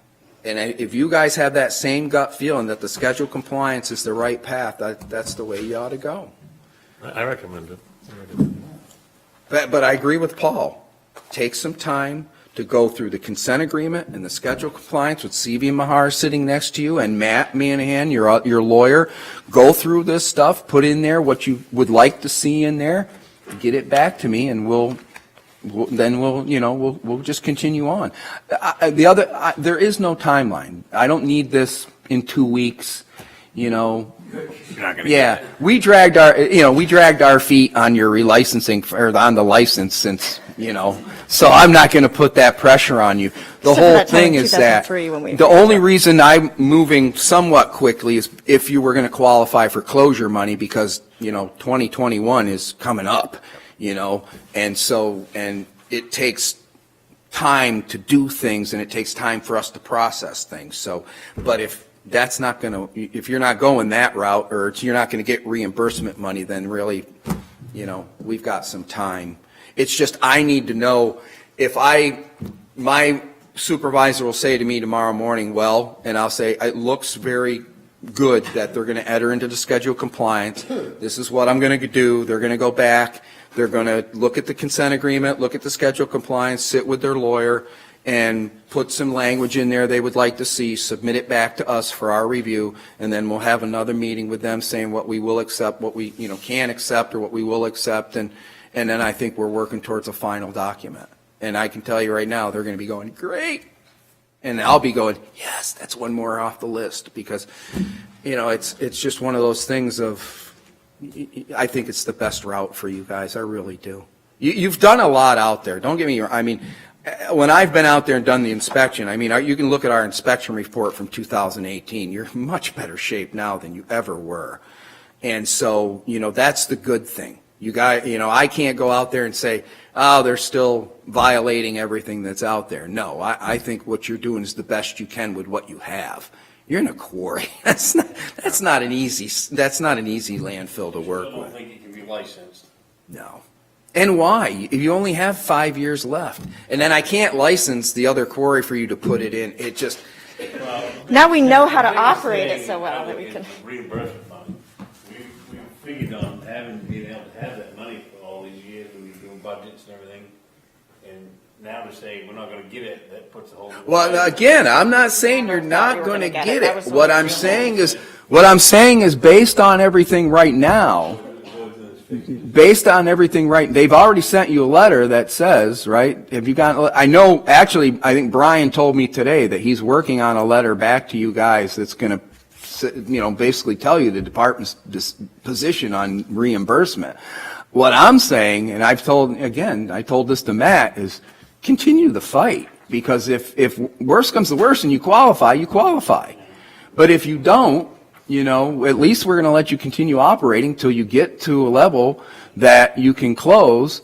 But the other thing is sometimes being in that closure program kind of handcuffs you.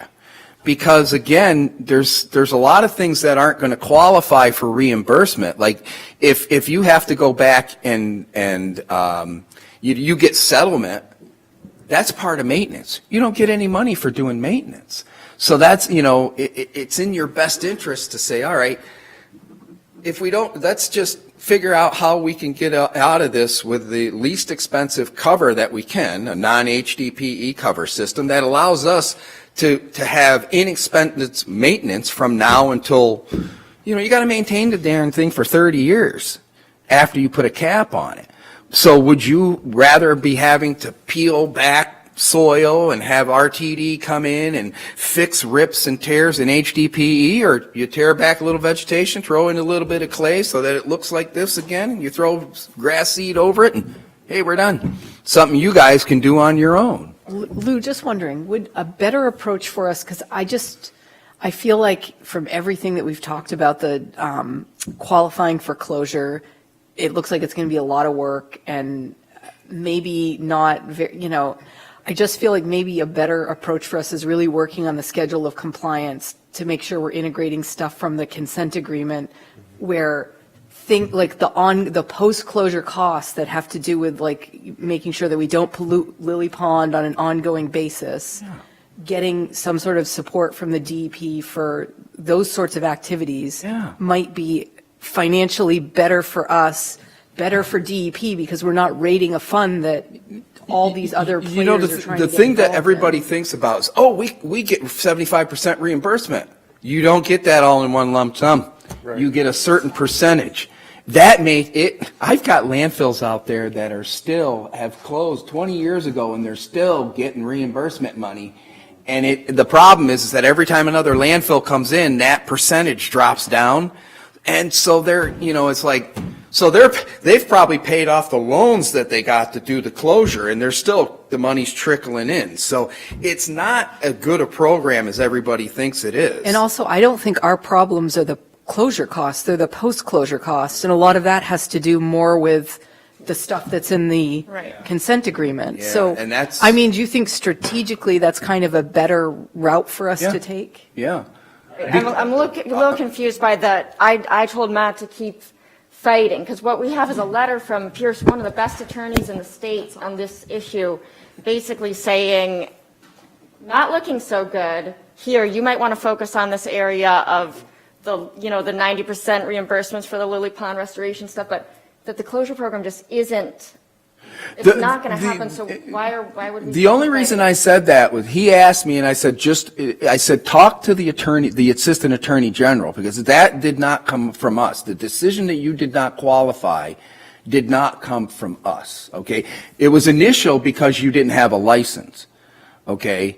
And it was, so what I said is, Brian, we need to remove ourselves from this and allow this send everything to the Attorney General's office. We sent everything. We sent the consent agreements. We sent all the old documents and said, let them make a decision as into what they feel, whether or not you qualify, okay? And it was that one word. You didn't have a license, but you were operating under a consent agreement, an agreement with the department.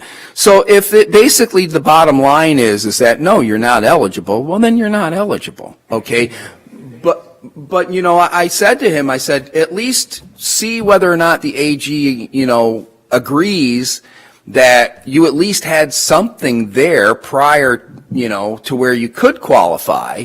But if, you know, if you don't, Did that, because there's a whole letter we have. well, and I think Says that's, well, again, I think that may be the letter that Brian says he's getting ready to send you. They may have already, that may have gone through, and you may be getting the letter that says, sorry, we've done a thorough review of this and you don't qualify. But then, you know, for reimbursement, but you may, again, if there's stuff in the consent agreement.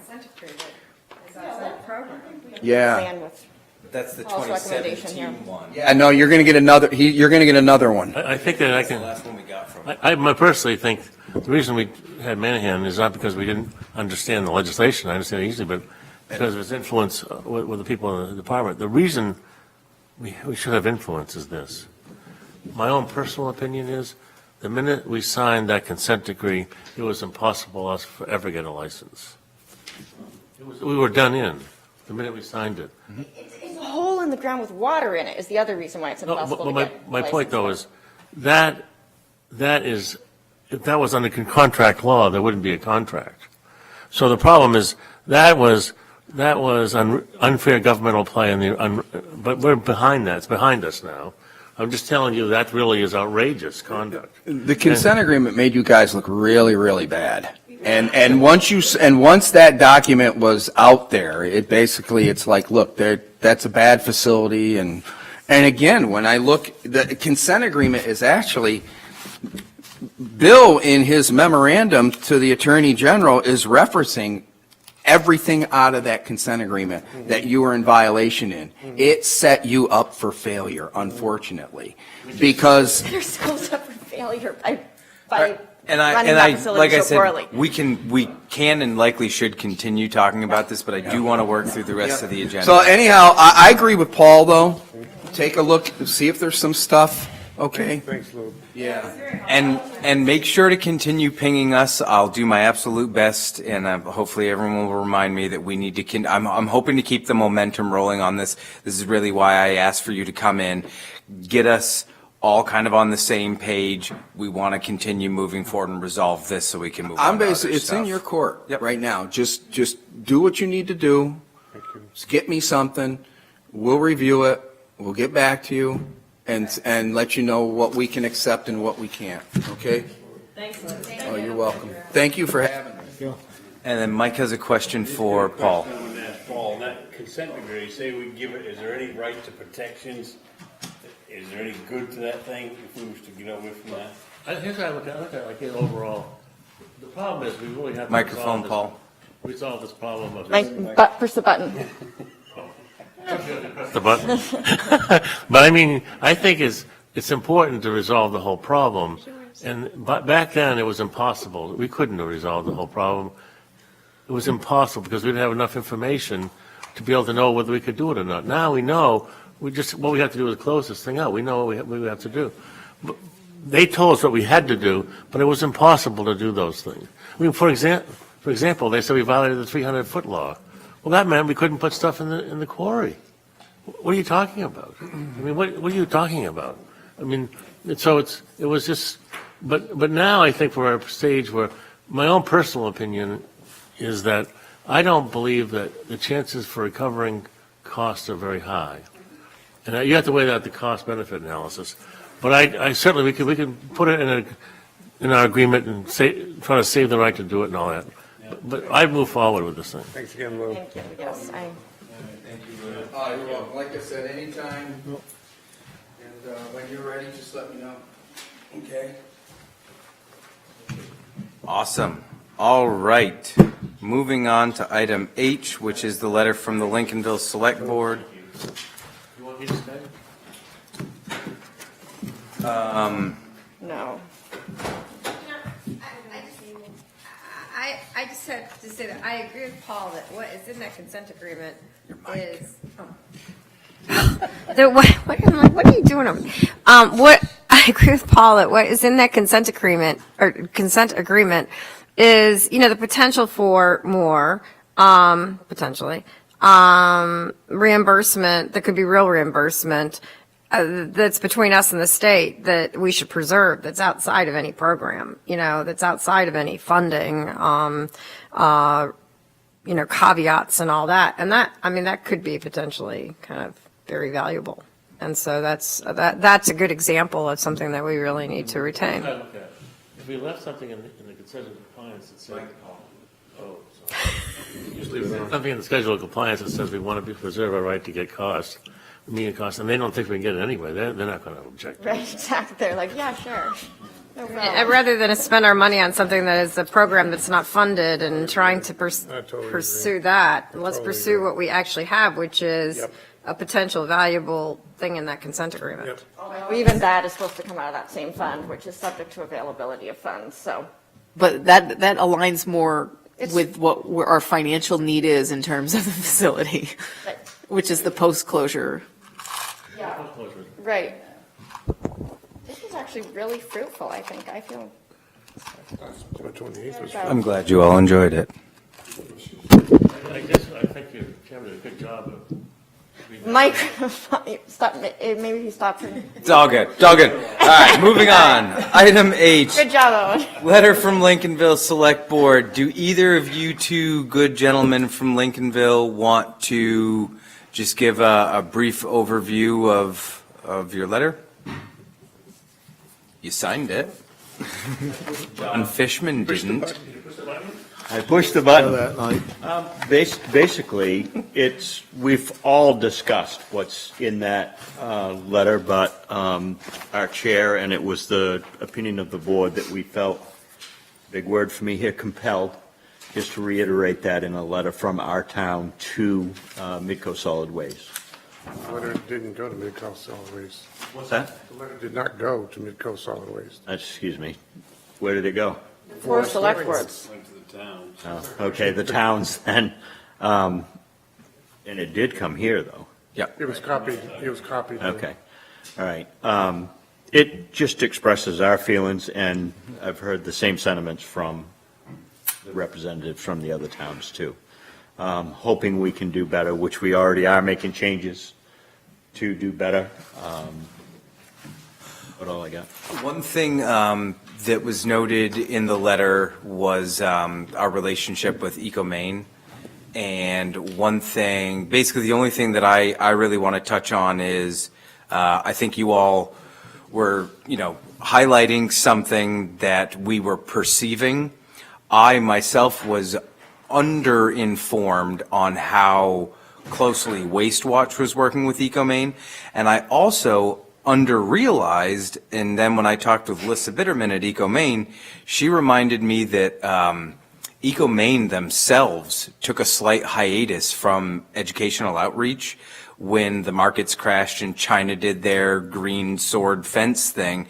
And so it was interesting talking with her because I was like, look, we've got some member communities, they want us to be more involved, it's totally legit, so we're going to start working on some of this stuff. And she went pretty long-winded about what EcoMaine themselves were facing during that time period that we're kind of talking about. So that was good for me to realize that, yes, we can always do better, but she was very voluminous about what EcoMaine was dealing with, and they kind of put a pause on a lot of their educational stuff, but they've climbed out from under that, which is why she was encouraging me to reach out to the various managers and administrators, and they got their feet under them again, and they're happy to come to any of the schools. So That's good.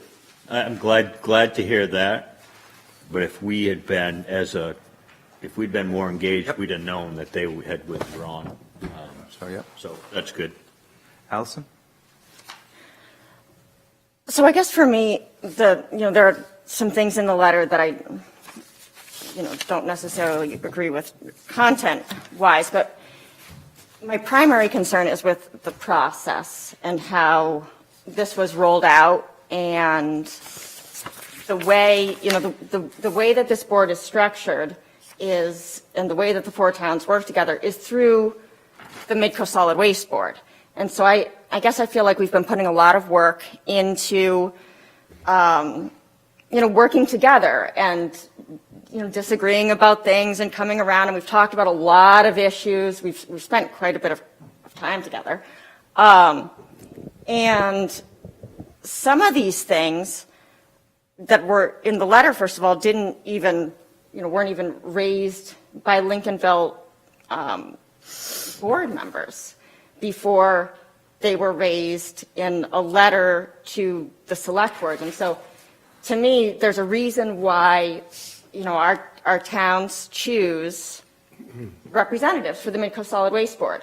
Just like we choose, in different ways, we choose representatives for the, the county budget committees or the school boards or this or that, and each town has different ways of doing that. But those representatives are meant to represent the towns. And I think there's a big process problem when we go around that as the primary step. I understand that there might be times when things are just so extreme where, the towns feel like they've exhausted their options and they just have to weigh in. Once in a while you see a select board weighing in on a school board matter and everybody says, oh, it's not your jurisdiction.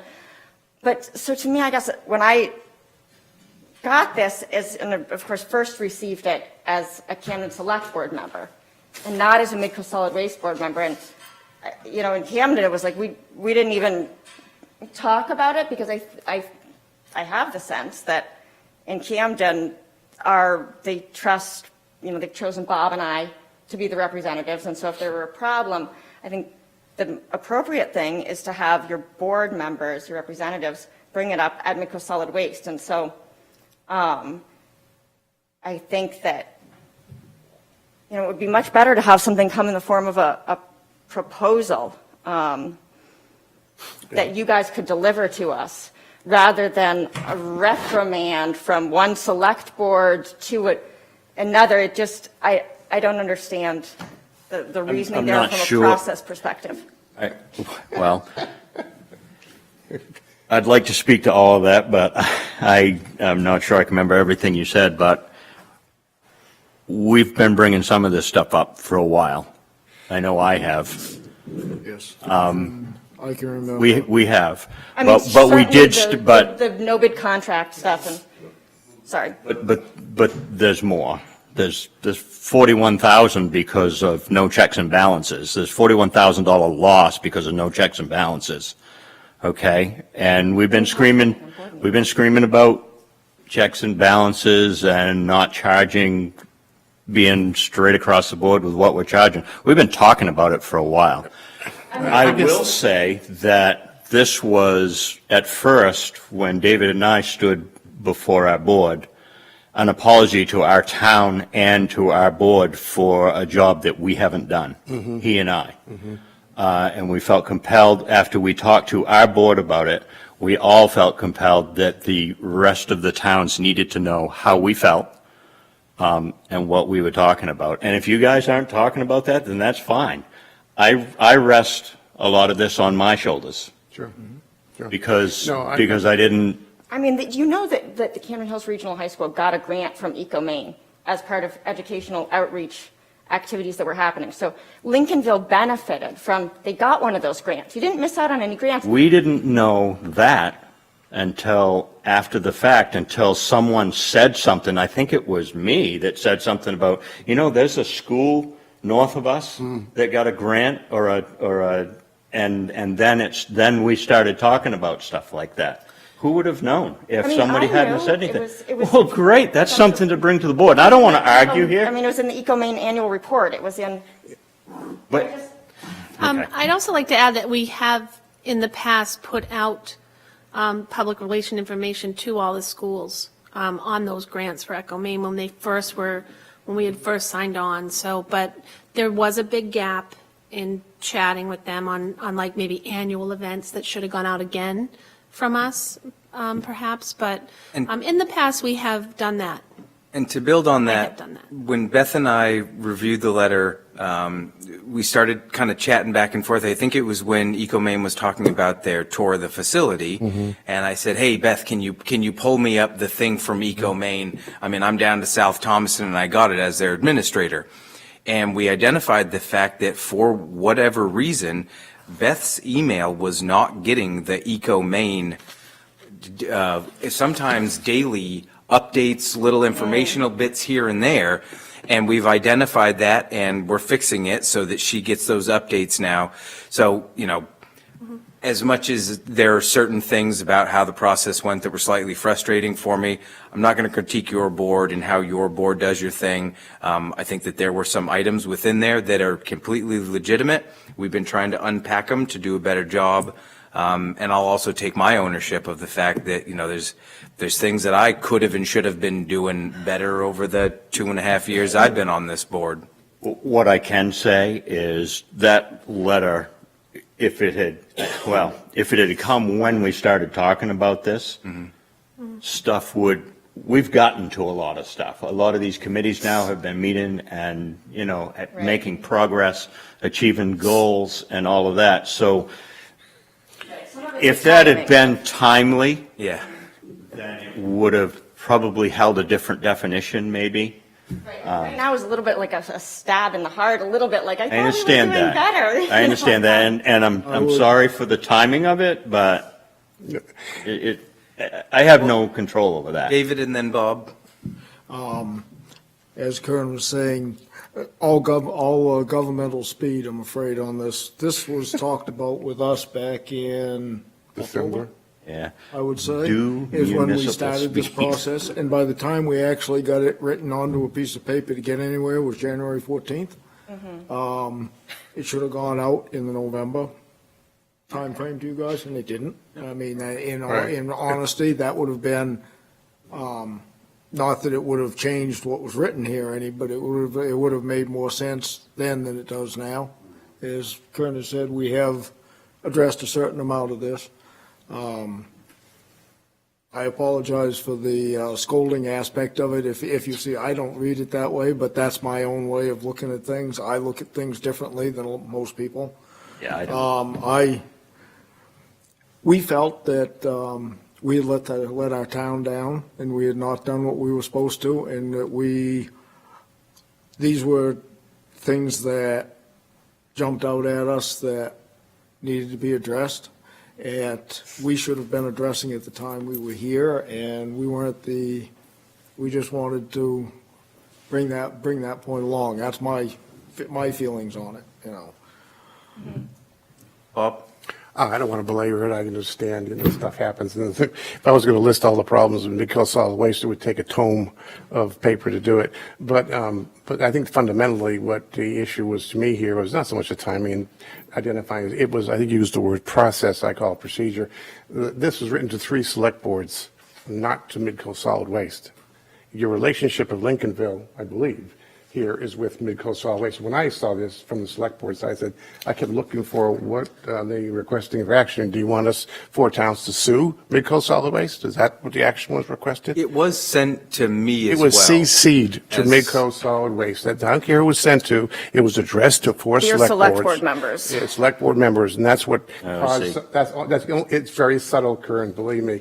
Everything, I don't want to debate what's in there and what's not in there. I would add a bunch more things, frankly, but that's what caused the nut. And when I saw it on the agenda, I said, why is it on the agenda? It's not addressed to Midcoast Solid Waste. It's addressed to 4 select boards. And I don't know what Camden will respond or not, probably not, because we're all in the same boat. We all want to solve the same thing. So that's all. I think that was the crux of the problem. I'm not sure why. And there's no sense debating it now either, by the way, Kurt. Yeah, It well, happened. But we could beat this to death. Exactly. Just point it out. In the future, there's nothing wrong with documenting frustrations. I agree with you. We all collectively have failed our towns, respectively. But if I'm going to have an issue, I'm going to go with Midcoast Solid Waste. They're 2 different entities. That's it. Okay. So, Yeah, but it is tough when we only meet once a month, and I think I see why they wanted the selectmen to have probably the representatives from each town to be able to see this letter. I assume that's what it was. I mean, it does say it was received February 1st at Midcoast Solid Waste. So So, I mean, I kind of understand what you guys are doing with it, probably just because we only meet once a month, and a lot of times, you know, things go on months for months and months. I Right. think you just wanted the select boards, probably the representatives, said what, that's what I assumed when we got it, is that you guys are just, you know.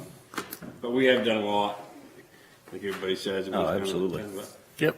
We're getting there. The So image, it's a learning experience, and so instead of debating or discussing this anymore, let's move on to the things that are mentioned in there, which are on our agenda and things that we were doing anyway. Good, In other words, let's move on the agenda. thank you. item I, review, discussion, and approval of the Camden National Wealth Management. David Kinney, I know, had a lot of input on this, but Allison, as Chair of Finance, is right there with him. So do you want to present this? Yeah, I mean, it's really very simple at this point. We just need, Camden National's being very thorough in making sure that we have, that's, what we said we wanted.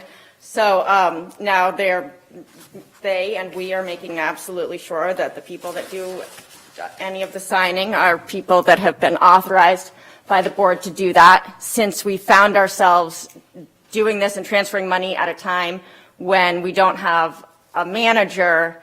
It just puts us in this, like, okay, well, who does the signing? We've authorized our manager to do the signing. Okay, well, let's look at the interlocal agreement and the bylaws. And since we've given the manager's authority to collectively the executive committee, which consists of 5 people, how do then we decide who gets to sign? And it's like any number of things could work. It makes sense for David Kinney did the initial signing in his power as really the manager. We gave the manager's power to the executive committee, and so then they can choose somebody to do that. We're sort of formalizing that, as well as Camden National.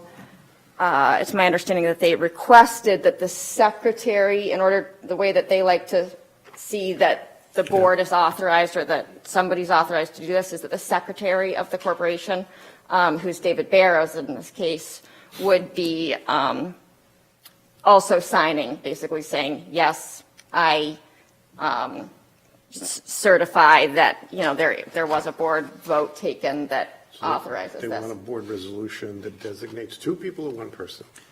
I think it's smart that we have 2. I would love to have it as 1.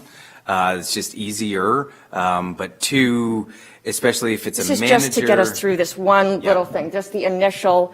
So we have some stuff to figure out about which laws we have to be under for the different types of long-term and short-term investments and what we want long and short-term. And this is going to evolve. But the Finance Committee, Deb and Wendy and I and David met with Camden National and agreed that to get started, we're just going to look at everything as this in the sort of 5 to 7 year category of very, as conservative as possible, treating it, just like any municipal fund.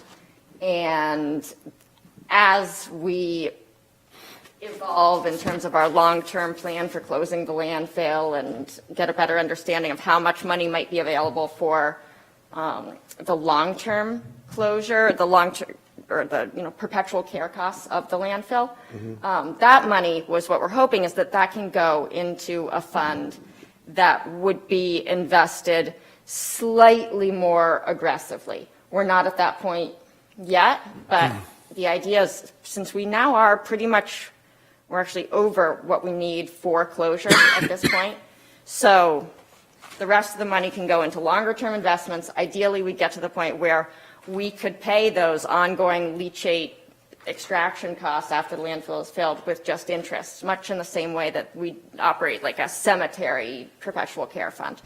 We're not there yet. We're going to be working on that. In the meantime, we just need authorization to start the account and to invest, according to this conservative So you strategy. need a resolution for people who are authorized? Is that what Yes. So That's what I read. Yep. You gave a nice summary there, I think. Board action. Can you just remind us, Allison, you're going to take all the reserve accounts and blend them? Wasn't there a No. chunk of money you were going to put together to make this No, happen at this point, we're initially? leaving the equipment reserve and all of that stuff. We're going to need that potentially to, Yeah, that should stay we need to have that available to us. So right now, we're just looking at the landfill closure reserve fund. So we're looking at doing David Kinney and David Barrows, right? Yes. A motion. Does David have is there a suggested motion on here? In the facility updates under board action. They all be from the same town. Okay. The board action is to grant person, people, to David Barrows and another Midcoast Solid Waste Officer, should be director, can sign the corporate authorization resolution so that it can be provided to Camden National Bank. Motion. Is that a motion? Oh, I didn't. And another would be David David Kinney. Kinney. David So the Kinney, motion not should be to grant powers to David Kinney and David Barrows to act to exercise the necessary powers to open the account and sign the corporate authorization resolution for it to be provided to Camden National Bank. I'll second that. We have a motion and a second. Any further discussion? Seeing none, all those in favor? Unanimous? Were there other aspects Yeah, that there's a you? second board approval on here, Allison, about the IPS. Yep. The IPS. To accept the IPS, to accept the initial IPS, also be reviewed and approved by the board so that designated persons can sign same. Yes. Was that in here? I didn't see it. I didn't see it. I might have missed This is it. all the attached. There? No, was that? Yeah, it is. It's on, it's attached to the back of this agenda item. It's after, this agenda item that talks about corporate authority for Midcoast Solid Waste, right? It's after the Lincolnville letter, and it's the last page, or no, it's the last couple of pages. Yeah, right here, it says investment policy statement. Yes, after it follows I see it. Audrey. Right, and so you see it in there, they have conservative, they have suggested, they filled this out based on our discussion, expected period for investment, 7 years, tax exempt, conservative, et cetera. Corporate bonds should be A-rated or higher. At the time that we were discussing this with them, they did not know, or we did not know if we were not-for-profit, quasi-municipal, because, that's just this question, which I think that we're closer to now with Paul Gibbons, and some of the materials that we have received. But they did this based on us being under the same regulations as a municipality, with the idea that if we were something other than that, then we could be a little less conservative. But they did this, right, Allison, based on that. So and it would be fine for us. And then they also recommended, which is a whole nother discussion, which I assume that you'll mention, that we engage council in Portland who does this for a living, that would advise us on exactly what regulations that we fall under, et cetera, for investment purposes. Gregory Ohm, I think is his name, O-M or O-H-M. And they work with him a lot, and they would recommend that we work with him. But in any event, just so that I only mention it now, just to give the board assurance that any investments they would coordinate if we choose him to help us as on the legal end of it. They would work with him to make sure that anything that they do is consistent with our statutory requirements. Why is it and so limited to forth. corporate bonds? Because I think that they were doing it consistent with municipalities and conservative to start. They said we could always, branch out by changing it, but starting out until we discussed it The only with reason Gregory I Ohm mention and that so is because forth. if you do other instruments, you could take the $200 and some $1,000 for reserve money and put it in, and you can pull that out on a daily basis if you want to. Well, and those are all things that are you talking about the equipment reserve and the? and can I I mean, just- we can I'm get gonna- to those things later, but we're just Okay. trying to move forward on this one thing. Just- Want to yeah, approve this? Just to start getting Pause some interest. just for a second. So for board members that may not be aware, and it was kind of news to me, we refer to ourselves as the Midcoast Solid Waste Corporation. Right. When Deb and company did a search at the Secretary of State's website under corporations, we're listed as a non-for-profit. So she was curious about that, queried Paul Gibbons. There's this very short state statute that basically says you can be a corporation, you will be designated as a non-for-profit, but only if you're a municipally owned and operated Right. solid waste corporation. Right. We're going to call you a solid waste corporation. You're basically going to be qualified as a non-for-profit, but you have to act like a municipality. Yeah, which is all stuff that we would delve right. into, Yeah, all right. should we appoint a governance committee? This is all stuff that we'll delve Right, into yeah, in more so- detail, but in the Make a meantime. motion to approve this investment policy, account number 054885, as drafted, and in our packet. Moved and seconded. Any further discussion? All those in favor? That's unanimous. Unanimous. Unanimous. So in order for the Finance Committee to be able to continue moving forward, I'm hoping that it doesn't take a lot of legal work, but, and I tried to resist a little bit the idea that we would even have to hire somebody, but Camden National does, what they basically need is just a very clear statement on exactly what type of organization we are and what statutes we're required to operate under. And the idea is that we want to see if there's a little bit more flexibility, or if there's something that we could do to gain a little bit more flexibility. So their idea is that this person who Deb already referenced should be able to figure this out very quickly. But that would mean that we would need to engage him, and we would need board authorization to do that. Didn't we already find that bit of state statute when you and I were talking? No, we just. Yeah, we have the state statute, I think, but what we need to make Interpretation. sure that, What we are. you know, yeah, are we completely limited to the same, financial investments that a municipality is, or because we are technically a not-for-profit that's formed under the statute, do we have a little more flexibility? This is stuff that he does for a living, and I've checked him out, electronically and stuff in the firm, and I've reviewed it, and this is stuff that he'll be able to answer in, off the top of his head just about. Do you have a recommendation on a not-to-exceed amount? Yeah, I mean, we could just do $5,000 or something, don't you think? No, I don't think so either, but just so that we don't have to come back to the board. Can I ask another Right. question? I mean, I think it would be like a fraction of that, but Well, why don't you just. Well, here's my other question. 2,500. As it relates to this, because we've authorized signatories, we've approved IPS. the IPS. Yeah.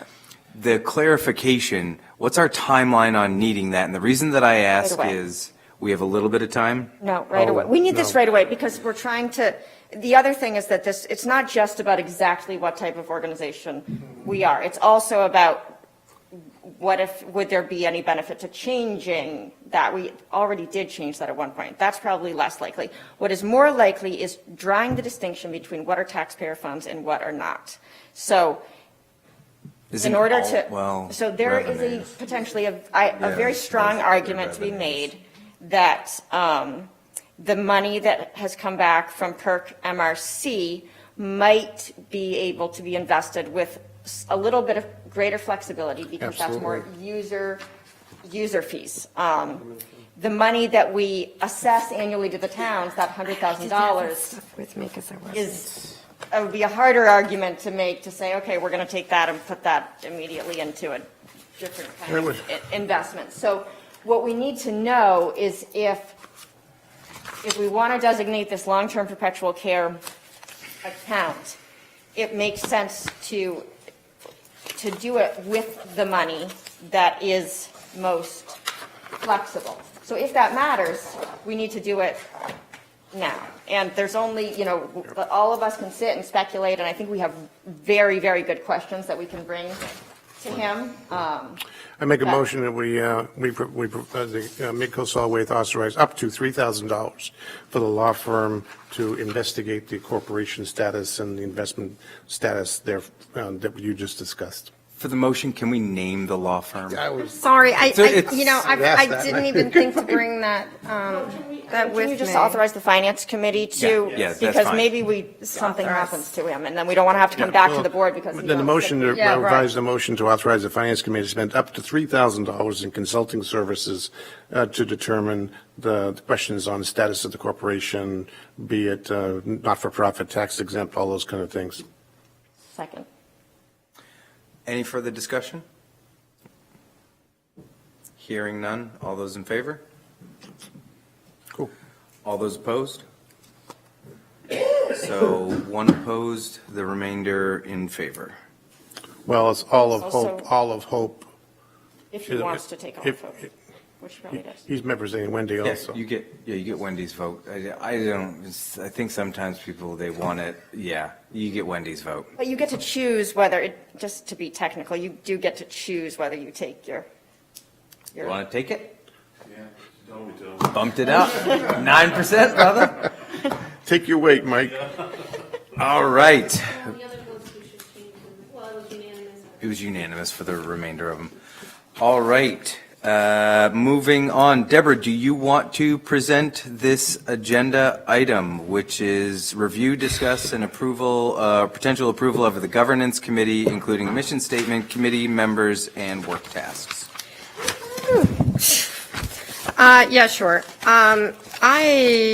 We discussed this at the last meeting, if I could find it, and, thanks. And, I had said that I would take a shot at, doing this isn't it. Yeah, it's the mission statement. I was trying to read at the same time I was talking. That doesn't work. Okay, so I said that I would take a stab at doing the mission statement. I shared it with, I think with Wendy and Allison, or with Allison. And made one change pursuant to Allison's suggestion. So I put in, what I thought that the governance committee would be focused on. I like the finance committee. I suggested, and this was Allison's suggestion, I put in the committee should be comprised of four directors, each from a different participating municipality, like the finance committee, so that everybody has a representative on it. Didn't we provide for that it's all board of directors? I guess with that, I can't remember if that was a recommendation for me or I was asking whether it needed to be in there. I think my preference, Oh, and this is you're something right, I want you're the right. governance committee to I didn't look have at. anything in composition, that's Right, what it like, was. I actually think the governance committee needs to look at bringing in the ability to have committees that are made up of people not necessarily on the board sometimes. So, because there's a lot of expertise out in the community, sometimes people that have been on this board. So if the board were to vote to put a non-board member on the governance committee, I think I'd just like to not exclude that at this point. So maybe we could just add in, the board may also designate, non-board members as, You can do that. I mean, we don't have to. Yeah, no, right. And just so that you know, I looked at some other mission statements of other governance committees of similar nature, and I, borrowed from other organizations a little bit to come up with this, so. Great. This is something that we had talked about before, and I'm all on board in trying to potentially increase the amount of members per committee, specifically to accommodate folks in the community that aren't on this board that have professional knowledge. I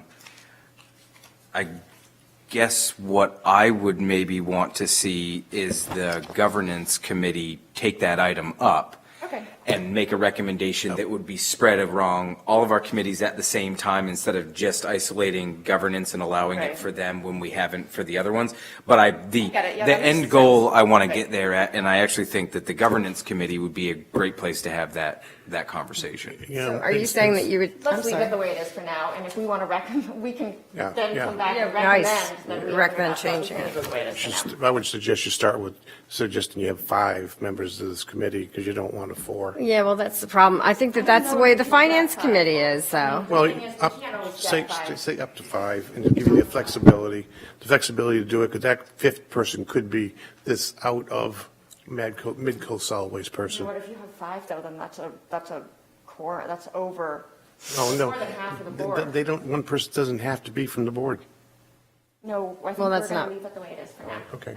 So to not be too radical in All our right, changes cool, to start. cool. Because it mirrors what the finance committee makeup is, right? It mirrors what all the committees say that they're supposed to be, somebody from each town. So we'll stick with that until. I don't think so. think that- Oh, and I think so, no. Yeah, and it's Finance actually committee odd. says so, but not the others. There are discrepancies describing Among one those. committee, it's not a carbon copy Oh, yeah, I description mean, the of the finance committee is other supposed to have committee. 2 town managers. We're in violation of that right now, but we can only Well, ask so then, much from the then town then I manager. reverse my But that's vote. another, Yes. that's another governance to like review that stuff and get, like, I hey, think- personnel's described differently than Not make it- finance let's is not make described it too differently tough. than. It's good to start with Leave it like it is. a representative from each of our towns to begin with, and we can always go from there. Yeah, pick them later. And typically you want to Well, have no, an I would odd like to number. see them pick now so that we can start agree. meeting.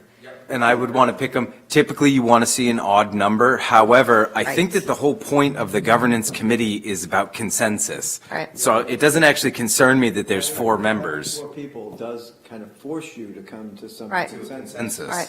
I think we're going to do okay anyway. We're Yeah, just- I think it'll be just fine for now. having And we some can people always that will do the amend it reading. We'll- over time. With a 4. 1, 2, 3, not it. Not it, is that what it, you said? not it. Well, You say obviously, 1, 2, 3, and then if you're the Not it. last person to say not it, you're The it. advantage is the person that's doing the countings. Oh, countings. We know Deborah's from Rockport, So Deborah, we'll do it from Camden. Camden.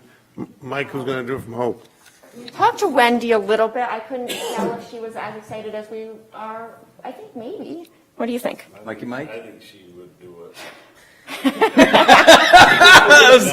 Perfectly worded. But we'd love to have you too. You don't show up at meetings. Voluntold. And then are you two going to do paper, rock, scissors, best 2 out of 3? No, don't, you know what? Let's stop framing Midcoast Solid Waste as the thing that nobody wants to do. Oh, I don't think, I would love to do it if I just had an extra 12 hours in every day. Karen? you could do it? Okay, great. Cool. So, So I make a motion to nominate Wendy or- Kern, Deborah, I'll say I'll do it. Mike Brown, and Allison. Wants to do it. did we just approve the mission statement? Put me down for it now. Okay, we'll do it a double whammy. Make I a, don't want to speak for her, but I mean, I think she would do it, but my thing is just my schedule Right. thing, but. I'm trying to remember, we did kind of talk to Wendy. I think she wanted to do it. That was the impression I got. She did too. Decisions here I don't have wanna- always been about government. Yeah. Speak for her, but I also don't want to exclude her Yeah. if, let me, let's put her on it and Okay, whatever, I'll let her know. Wendy, all right. She says no, I'll be she there. wanted to do it, right? Yeah. She did. You can always, That's you the can always impression I change. You got. can always change. Make a motion to accept the mission statement as drafted and to name Wendy, Allison, Deborah, and Kern as initial members of the governance committee. Second. Any further discussion? All those in favor? Thank you so much for doing that. My eye's been flaring up. I've got some medicated yep. drops. I'm going to hand it off to Mike. Mike, this next one is one that I've spent a lot of time with. If you want to jump to the interim manager, I'll be like 2 minutes. I just Sure. left the drops in. Sure. Nice and cold. Oh, it's going to be awesome. Can't hurt any more than my eye already does. All personnel committees on that one. Is this Have we done anything? executive session? Is it- Yes, yes, it's all been posted online. Not interim, though. No, Sorry, the interim, I thought you were talking the manager search. it's both. Manager search. Oh, okay.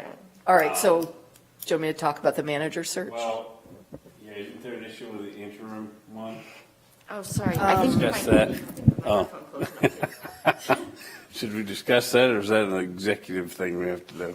I mean, If you're going to talk about people, I think it's executive Absolutely, session. Absolutely. All right, well, then just the manager If you want search, to talk I guess. about process, then I mean, I can talk about process with potentially an interim as well. So the job has been posted. We're receiving, applications for the position. I still think that, best case scenario, we're looking at maybe getting somebody on board in the summertime. And just putting things out there. There's this whole process where the personnel committee is going to review the resumes. We've got a panel of people who are going to interview candidates who are suitable. And then I'm assuming if that panel makes a recommendation to the board would want to speak to whoever the chosen candidate is. So we've got, But maybe, I mean, just, you're saying best case scenario is that maybe there'll can be they'll optimistic, be but wowed by. I'd rather be realistic and say this is going to take longer than it's going to take a while. We've been talking a lot with the executive committee, and I just am concerned that there are major things that are getting missed in this period, or that aren't being dealt with probably as thoroughly as they need to be. And this kind of led everyone to the opinion that it might be beneficial to hire an interim manager in this time period where we're doing a search for a new manager. I mean, the problem is there isn't really an obvious person out there who can just step in and be the interim manager. However, I do think that it's something that's worth bringing to the board's attention because, maybe sometime soon we do start calling around and there is somebody available who would be a good person to keep things going until we have somebody on board permanently. Should we all keep our eyes peeled, or? Yeah, I mean, What do you need from- I mean, if somebody comes up, it's like, wow, great, I think Yeah. that'd be great, but not to just settle for, I mean, I don't know. Well, and this is really, I mean, I know I've talked about this with yourself and Bob, and we've talked about it, but, I think this might be the first time some board members are hearing about this. So I just wanted to put that idea out there so that everybody kind of was on the same page in terms of the need to have Well, somebody. yeah, but there was 39 emails written about a meeting to talk about an interim manager, and I still don't know, I've never been informed, but a canceled meeting as to why that was urgent and why there was so many emails about it. So I got to believe everybody here kind of knows we've been talking about that, unless they don't read their I heard emails. that get all scratched, so that's why I didn't know if we were supposed to discuss it. It was urgent, Bob, because you kept telling me you didn't want Audra's time wasted with this stuff, so I jumped right on it, and then you said, why are you jumping right on it? And I'm kind of like, be consistent when you get huffy with it. Yeah, I would disagree with that, but let's go forward. Also, with that Anyway, manager, with the manager thing, I don't know if the personnel committee's talking about, do you think we're gonna need two people? yeah. See, and it all depends on who we get, I mean, this is the thing too. We never know what's going to happen until applications start coming in, we start interviewing people. So, I mean, this whole process, I think summer, if we can get somebody on by summer or some people on by summer, I think we're doing really well. I think it's much more likely it's going to take longer than that. Also, there's not a great job market out there for people who are looking for employees. It is tough. So I think we need to be realistic about how long it's going to take. We could get lucky. I could be very wrong about this. I hope I am. And maybe if, Beth, and I don't mean to put you on the spot, how are things, I mean, I stop in on Fridays, people try to stop in, items are coming into the facility, items are going out of the facility. For me, the question is, are you and other folks getting burnt out? I don't want to burn you all out as we advertise and continue to look for a long-term capable manager. How are folks doing? I mean, is this something we need to jump right on, or are we okay? I think that there definitely needs to be a little more communication between people at the facility and what's happening on the management level. They're definitely feeling out of the loop. I myself on occasion have felt out of the loop. But as far as, I think it's fair to say that our day-to-day has not necessarily been the major problem at the facility. Everyone works as a team and it's getting done. We've had quite a bit of personnel issues, but the flow is, as you said, coming in and going out, and there isn't a problem there. So we're definitely getting by on that level. I just think that they want a little more feedback on what we're doing and how we're looking at things, and job descriptions, if they're shifting, make them a little more formal. But other than that, I think, our day-to-day is going fine. Has there been a sit-down with everybody over there since the previous manager has exited, and to reassure everybody that, look, everything's going to be all right? I went once right after, purposefully at the end of the day, in the break room. They all came up. We had a nice chit-chat. And then what I and other executive committee members were doing were trying to stop in on days that made sense. One thing, as it's gone on where we don't have a manager, I've been trying to stop in on Fridays. And last Friday, Beth and I talked, and what we kind of came up with was it seemed to make sense that I'll continue to go in on Fridays. It's my day off from South Thomaston. I try to prepare for the agenda, blah, blah, blah. But one thing I haven't been doing is purposefully placing myself there at a convenient time to talk with as many of the employees as I can.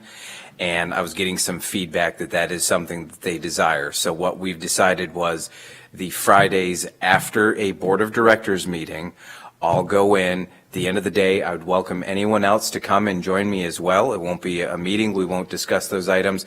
But what I'll do is I'll go in on Friday at the end of the day, hang out in the break room, and basically give a liaison report to the employees, kind of what we discussed, anything that we discussed that's pertinent and pertaining to their operations, any changes that we've made.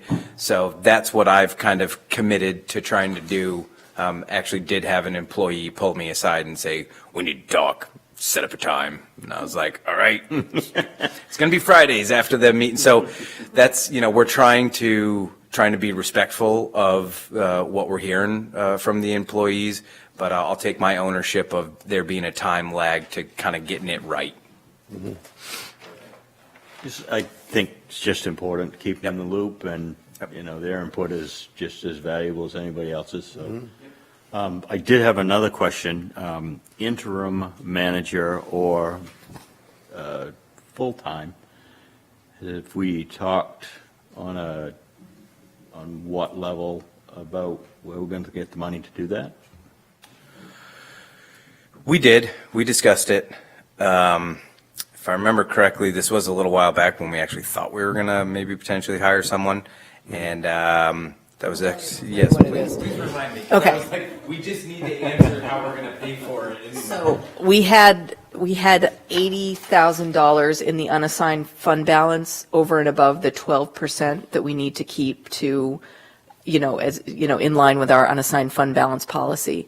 Of that $80,000, I forget exactly how much we put in the budget. It was it $40,000? And the reason we did, and we talked, I'm not saying the reason that you did it, but it was my suggestion you didn't use the full 80 because we knew that there, potentially when does the new manager come on, and, thinking about maybe so anyway, we've got that money that we have available for that purpose. We'll still have it by the end of all the other things that are going on. Right.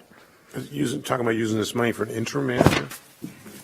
I mean, it it would offset the cost of it in the scheme budgeted of director things. is not being paid right now, right? We don't have a director. Oh, yeah. Oh, yeah. But that would be until June? Well, maybe we just won't get into 6 months, wasn't it? Yeah. details of it. Anyway, Good question. there's that money available that might be able to Yeah, you're right. be used for that purpose. Everybody got recycling to raise some revenue. Oh, just one thing that was discussed slightly, I think, anyway, was that we had no intentions of hiring an interim manager for anything that would exceed what the previous manager was getting paid. And that was at the high, that's someone that blows us away, capable of doing it, et cetera, but we would never exceed what the previous manager was making. Understood, but you could also hire an interim as an independent consultant and pay him an hourly basis with no benefits. Yeah, preferably. But with the calculations, as Of though course, if they of were course. to be full-time, Of course. they wouldn't exceed what the previous Of course, manager of got. course. And that position is advertised? Yes. And, yes. Oh, are we getting more? I think we have we have several resumes coming in through the internet. We're basically internet-based. We did Maine Municipal site. We've done all the other sites. We advertised through Bangor Daily and Portland Herald. The Bangor Daily connected us by paying a little bit extra to a lot of the other online sites like Indeed and LinkedIn if we want. I was hanging out with Beth, and before I think it was like a couple of days before we actually advertised it, someone had caught wind, called up to the corporation, said, how do I submit my application? Not So get that one. he hasn't sent it yet? Oh, good. Well, I thought that was awesome, but. Any other bits on that? Great. It's also on the website. Just Are we back at K, Pierce Atwood? Yeah. Okay. Review, discussion, and recommendations. Basically, all of these items listed under K have been provided in the packet. I don't think that we're going to come to maybe we will come to a place where we know exactly what we want to do and if we want to continue down the road of high-paid legal counsel to try to get reimbursement monies. But the reason for providing this information was to try to bring everyone up to speed, myself included, about who said what, at what time, what's the chronology, what are the laws that dictates, what's the state statute that dictates all this stuff. Try to log it all in our head and see, does it make sense to keep trying to argue for money? Even if we were to expend $100,000 in attorney's fees, but we got $600,000, $800,000 back, that's a win. However, there is no guarantee of getting that $800,000 at the end of it. So, And we already tried spending hundreds of thousands of dollars on this, and it's, tens of thousands. no, definitely hundreds over the years.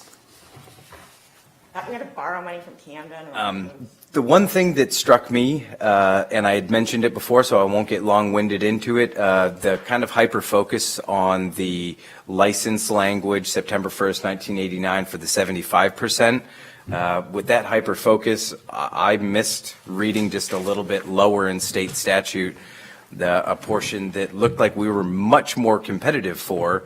It is a 30% reimbursement, but based on some of the conversation tonight, I'm not confused, but, there's just some more information for me to let soak in and figure out. But please. Well, I think that looking at that, it jumped out at me when I was looking at the materials, and I mean, without looking at your stuff, I saw it right, it jumped out at me.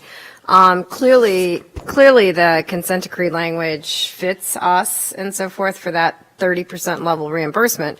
One of the things I also noticed is that it said subject to, the prior provision said subject to funds, the commissioner shall do X, Y, Z, and with that one, it's may. Yep. So it's more discretionary. It's less money. It's installments. The whole thing is installments, as was suggested. I mean, frankly, we would probably have more of a chance of getting remediation if we had any, under the remediation under the consent decree. We'd have more arguments, I think, contractual types of arguments and all than we would and a potential of something, maybe if we preserve that in schedule of compliance, than anything we might ever see under that 30%. 30% reimbursement. under schedule compliance. Yeah. I would agree. Allison? I mean, I think I thought the letter from Pierce Atwood was excellent. It wasn't the news that everybody maybe was hoping for, but I think there is zero doubt that Pierce Atwood has probably the best reputation in the state in terms of effective environmental lobbying and strategizing and all of this stuff. And what we read from them, I really have to believe is the best,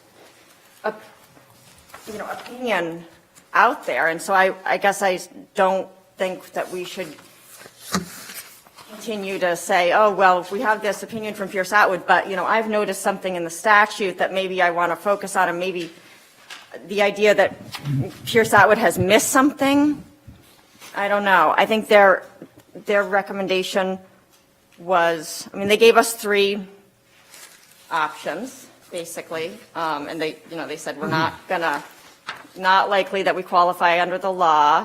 There is some stuff in the consent decree that we can focus on, and they noticed that we've already been paid out at 90% for some things. I think, that really corresponded well with what Lou said, also, that there might be hope. That's also what I've heard before from CV and Mahar, that, yeah, we might argue about a few things, but the idea that we're going to get the law changed too, they seemed quite skeptical of that, and I think that mirrors what you have seen, Owen.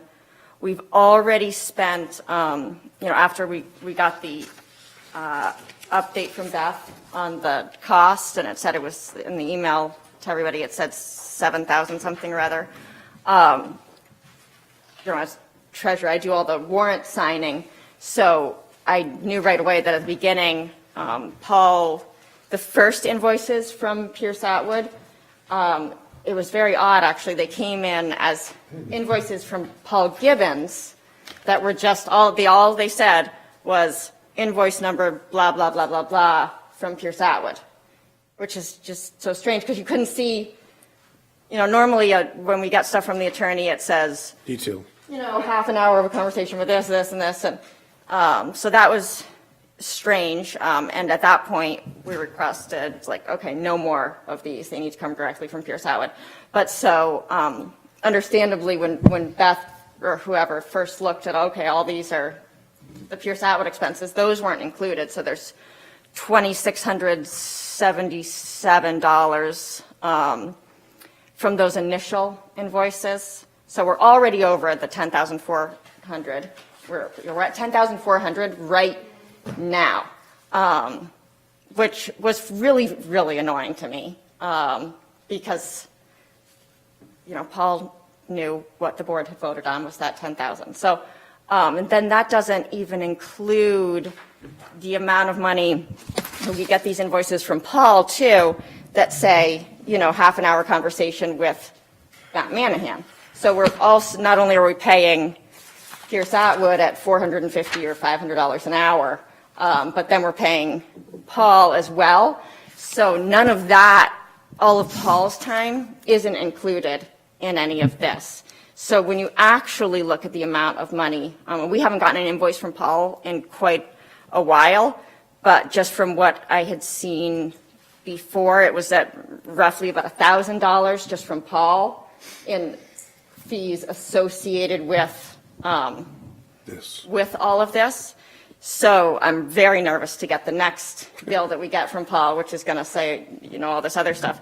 The other thing that struck me was that the very first invoice that came from Pierce Atwood was on 5/8, so May 8th, which the board didn't vote to do this until the 23rd.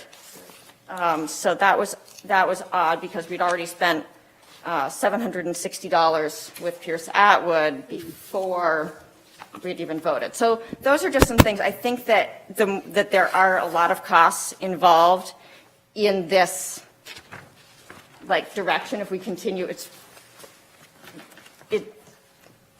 involving Pierce Atwood more, I don't think is fruitful at this point. I think that they did give us actually really good advice. We should dig into that letter, follow Paul's recommendations. At this point, I felt really good about what Paul was saying. This was the best I've ever felt about, like, okay, I hear what the DEP guy is saying. I hear what Paul is saying. He seems like it all seemed to correspond with Pierce Atwood. I think it was probably in the end a good exercise to get this from Pierce Atwood because we know we have, but I think we should move forward with Paul's recommendations and not pursue more of this legal strategy with Pierce Atwood for the moment.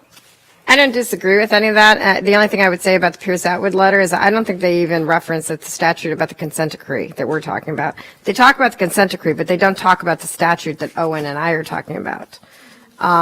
So the section that we missed, they're talking about, for example, the second, and I'm just reading this quickly. I read it before, and I'm trying to reread it now based on the discussion tonight.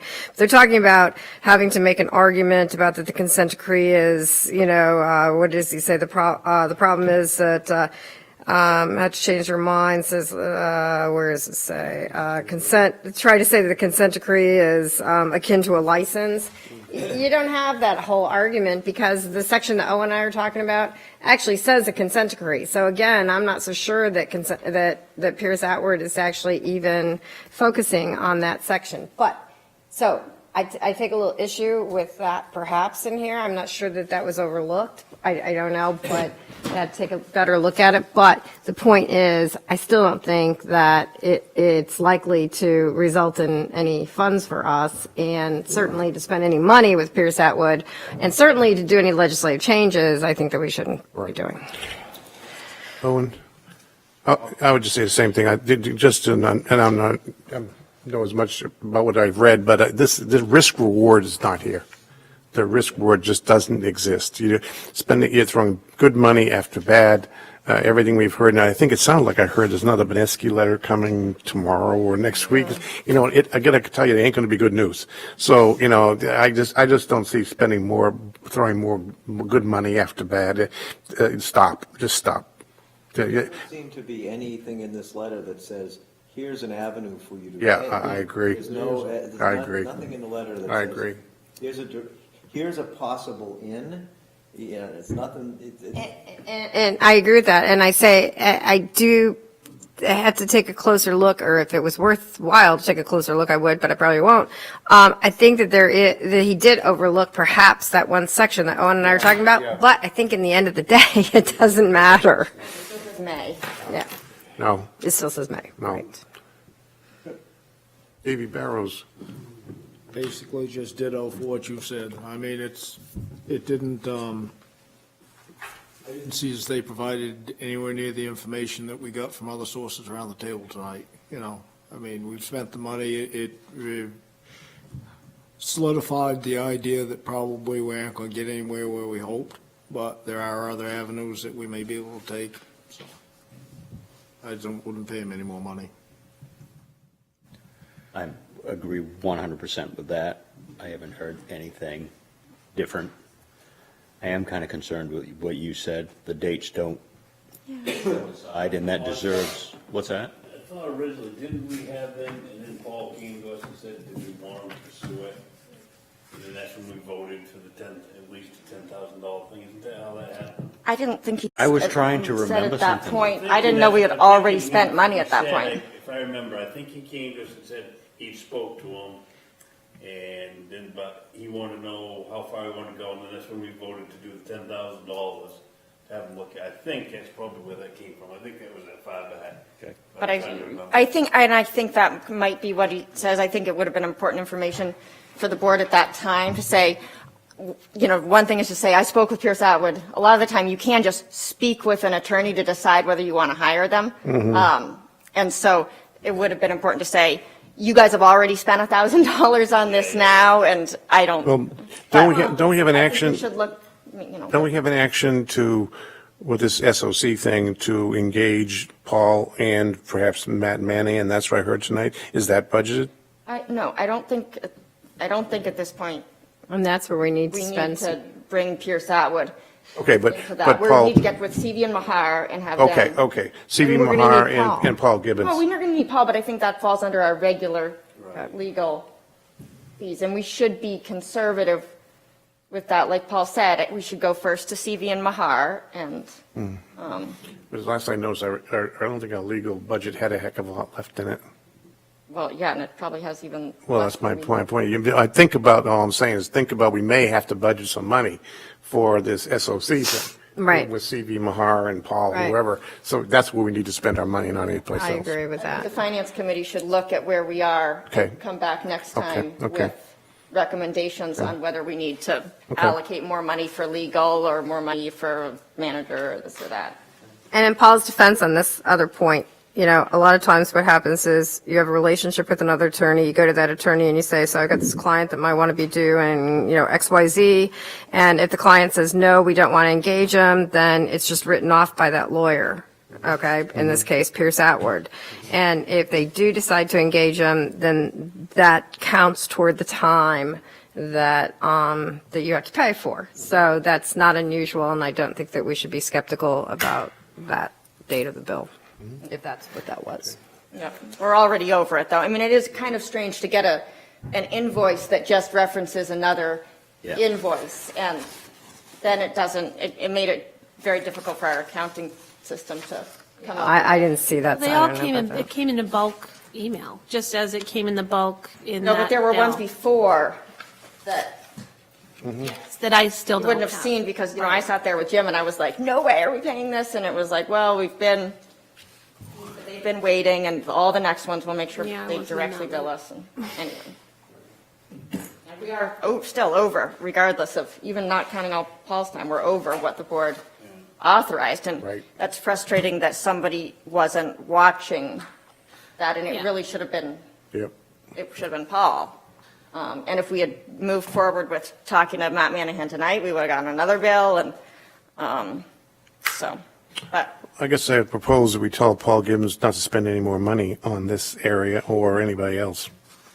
And I'll just state for the record that when Paul called me the other day, and I wish he was here, because then he'd go, yes, so when I said that, he said, I know we're getting close to how much money we've spent, but this is really important, Owen, so I'll keep helping out and I won't even bill you all. great, well, Yeah, Paul. I was like, great, Paul. That's great to hear. Thanks. So he Get that in knew writing. that he was close anyway. Hey, but the issue So he is, billed you. Again, they all came in one bulk seen email. a bill from It Paul wasn't- in quite a while. Yeah, he tends to bill. Oh, my God. He's building it up. Maybe what you said is true, maybe he's not, maybe he's like, you know what, they're having a hard time, and, Right across the street. right. All right, so the takeaway is don't spend any more money on Pierce Atwood, and we're gonna move forward on schedule of compliance stuff with CV and Mahar and Paul Gibbons, and try to make sense of it that way. Well, we already had an existing vote not to exceed a certain amount, so we would have to have another vote. What about to the moving keep forward on spending. schedule of compliance? budgeted. What about a vote? I think he's asking about moving forward. Oh, for like CV and Mahar? It's saying just about the thing of not doing anything further with Pierce Yeah. Avenue, so I think you're fine. Okay. Do we process check? We call CV and Mahar in, Steve Patch is there, we have an hour and a half long meeting. They're going to send us a bill that gets pulled out of what account? The landfill engineering, And we don't need board authorization for that? This is a question, I just want to, like Rick says, belt and suspenders. If it's within the budget, you just don't. email this to them at this point and just say, look this over, and they If you have the may budget, already have done that too. if you have a budget, you don't need approval. If you're going over budget, another issue. We do have a budget.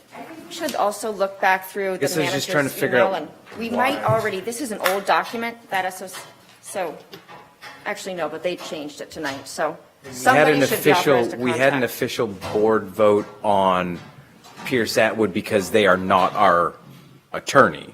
That's why we had the vote on the not to exceed $10,000. Why you'd even do, it couldn't have been in the budget, otherwise hiring an attorney, you don't need a motion to Yeah. use a budget. You don't need one, no matter who it is.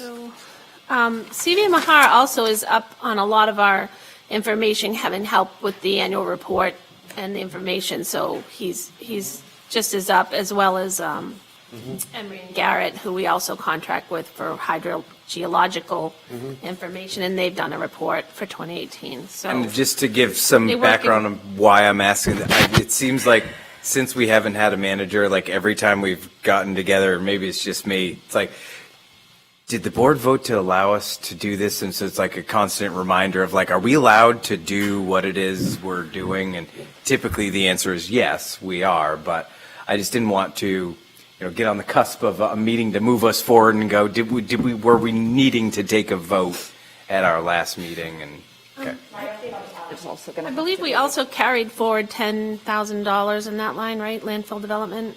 And I think, so some of that may have been knowing that some of this was coming, between roads and other things, but engineering is there. Yes, in the landfill development fund, there's like over $35,000.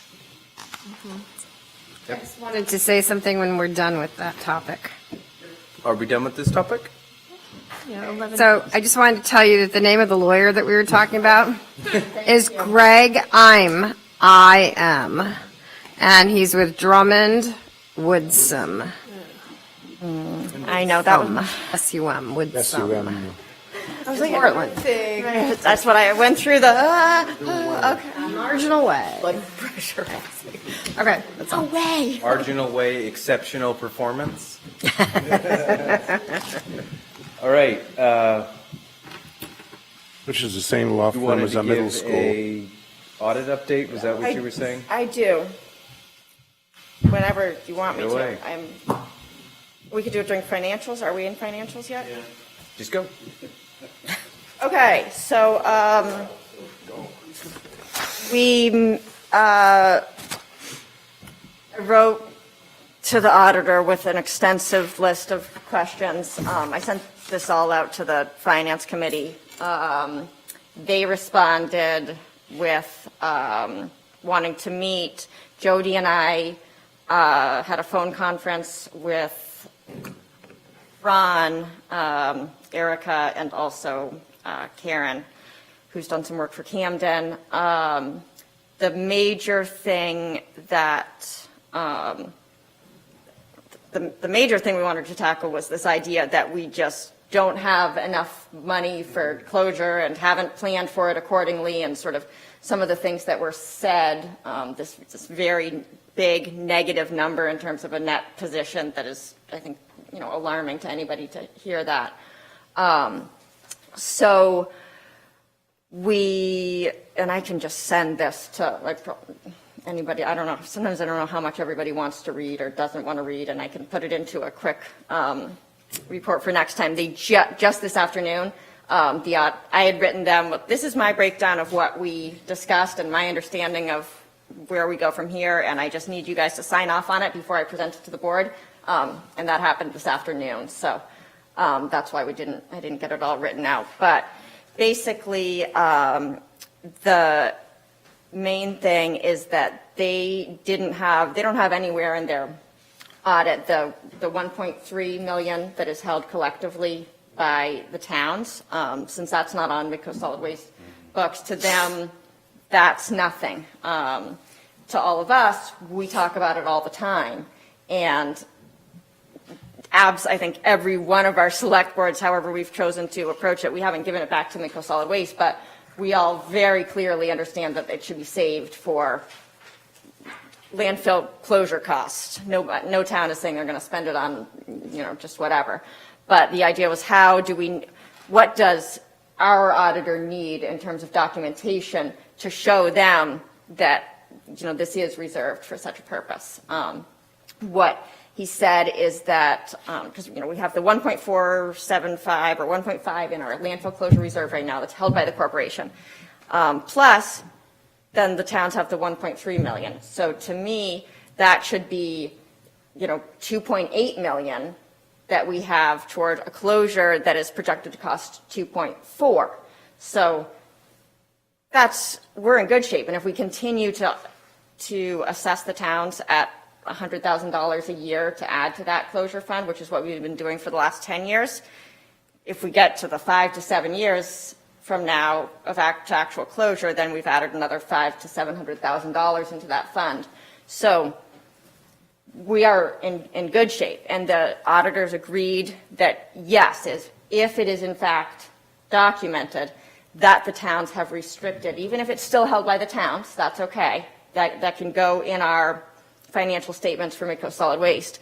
But if each of the towns has a select board vote, and it's possible that a town meeting vote would be preferable, but for his purposes, if each of the towns has documented that money that we have is in a restricted account that is designated for future landfill costs, then that'll be good enough to get that off of our books in terms of like an unfunded liability.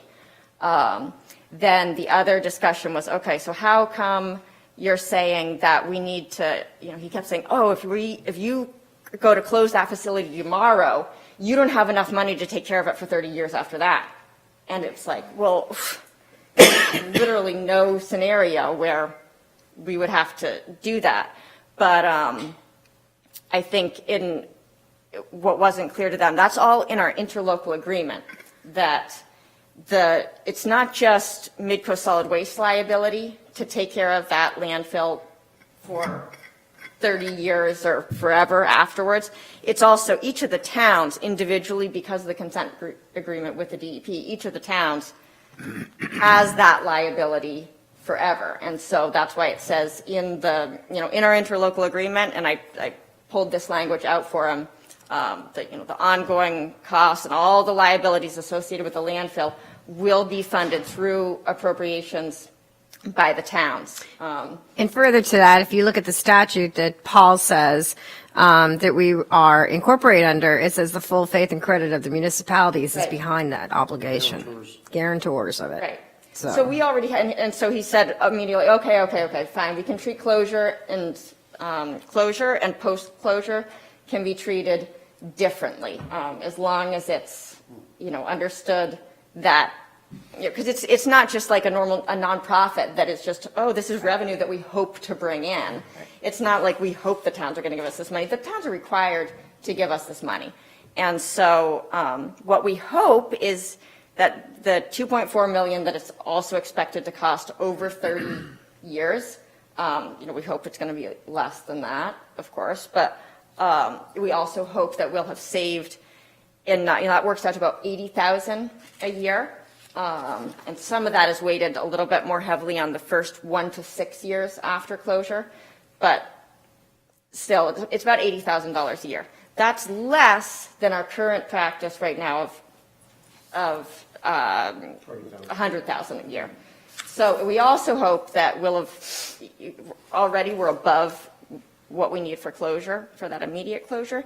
So hopefully we're going to get that invested. That's going to be generating some interest. That's again going to offset the cost of the towns. We don't want to have to be charging $100,000. Be careful with that, because remember, today's $2.4 million is not $2.4 million in 5 years.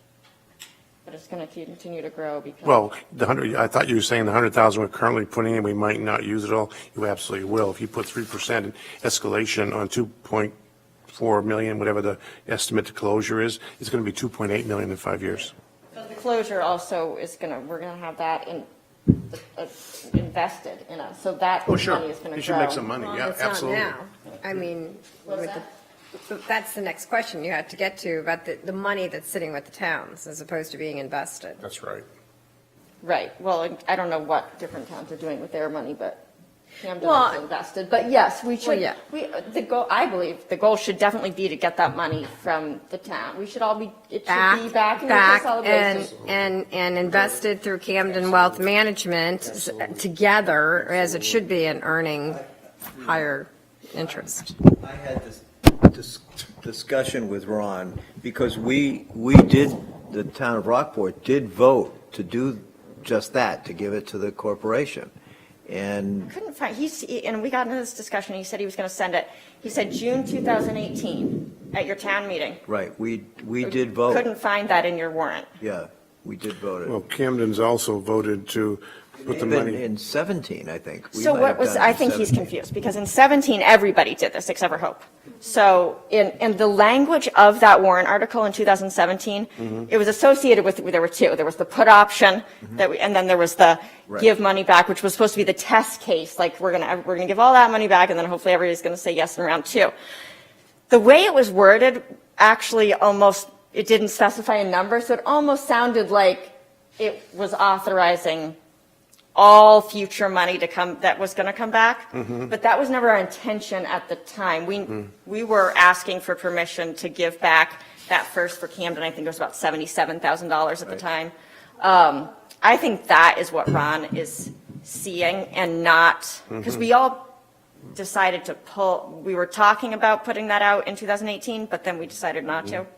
He also said, at this point, a select board vote would be okay, too. I think we all do want to get to the point where the towns do just give it back to Midcoast Solid And we've Waste. discussed it on our select board, and I think our select board, our select board is ready to do that when everybody's ready to do it. But I think that we as a board here with our 4 towns need to make sure that All 4 towns do it. all 4 towns need to make sure that they tell us on the finance committee what it is they need for us. I mean, obviously, we're doing the investment policy, we're doing internal controls, we're doing all kinds of things to bump up, our governance here, right? But I think that we need to know what it is that each town wants us to have before they return those funds, so that we can get started and get those funds returned and invested. I'm sure Allison's already told you, the Camden Select Board voted to return the money pending an agreement between Midcoast Solid Waste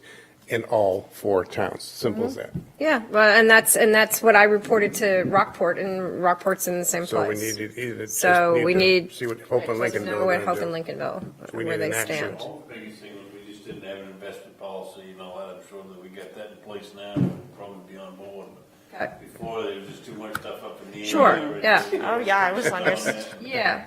I don't want to I go wanted to back. touch on that a little bit more too, because I haven't been intimate with the investment policy, but one thing, if I recall correctly, that was really important, and I fully agree with it, is ensuring that we put some solid constraints around the closure fund and what it can and cannot be used for, because if I recall, that was one of the concerns. They're giving up 100% control. They retain a smaller portion of that as say and where it goes. Then they would be comfortable giving up that 100% control if they knew within the investment policy there were constraints that this money could not be pulled aside and used for a loader, couldn't be pulled out Yeah, right. and used for a building. Yeah. It was, But- That's an accounting function. Yeah, That's a simple accounting Well, function. it's also a little history. When we were making the decision about Fiber Right and Eco Maine, it's almost none of the same board members are here, but that board over and over again said, if we pull out of the MRC, we're going to get $1.3 million and we can design the best facility around. They said that. And I think some of the conservatives around us, I was on that side. I was like, I don't want to spend that money on a new facility. I'm not sure that's worth it. So it was definitely said. I remember that, because I think our board members were very clear that money would go to closure. Right. This was after, I could find so much video of this. It's a simple accounting function to reserve the money for what it's supposed to be used for. There's reason to be concerned. There was no policy at the time, Understood. now Right. that was what we would feel more confident now what we have done. right. I'm sure the board members will be. And do you guys know where Lincolnville stands? I think it's the same, isn't it? We set it aside. I don't know the terminology. I think you put it in a reserve account, I think. Yeah, we're here, he would. I think Dave said you put it in a reserve It's account. set somewhere Yeah. that it can't be used except to go with that, I believe. It- I think that's something that we want to address soon, so that ASAP. ASAP, so that we can get those funds and get them invested. And Right, and there are two things. We do need to finalize the audit. So they're getting the towns to say what they need to give the money back is definitely a finance committee interest. to get the audit finalized, let's just get it documented. We need to know what every town did with that money and, what your motion was. It documented it. So if you could send that. So there are a few things that I agreed to do to follow up with the auditor. And one of those was to come up with the documentation showing what every town did. Agreed to. The second thing was there was confusion with the total amount of money that the auditor, they combine, what they did is they combined closure and post-closure into one liability. What we agreed to do was to separate those two things back out. But their post-closure costs that they were estimating are actually about 1.5 million less than what CV and Mahar has been telling us, which I found to be like, what in the world is going on? Because initially I was very upset by the huge negative net position stuff. But then when I looked harder, I was like, oh, according to your logic, actually, I think it should be more negative than what. So anyway, what they said is that they had taken the CV and Mahar breakdowns and that the past auditors, the practice had been to take, okay, if it's $2.4 million for 30 years to take care of the landfill, 1.5 million of that is going to be leachate treating. And at some point, somebody said, well, we don't really know what the plan is going to be for taking care of the landfill afterwards, and since we don't know if we're going to have to treat the leachate, let's just take that out of the calculation. And so that's what the previous auditor had done, and I think this just sort of got copied. But I was like, we have a brand new report from CV and Mahar saying this is what it's going to cost, and I've never heard anybody say that we're not going to have to treat leachate.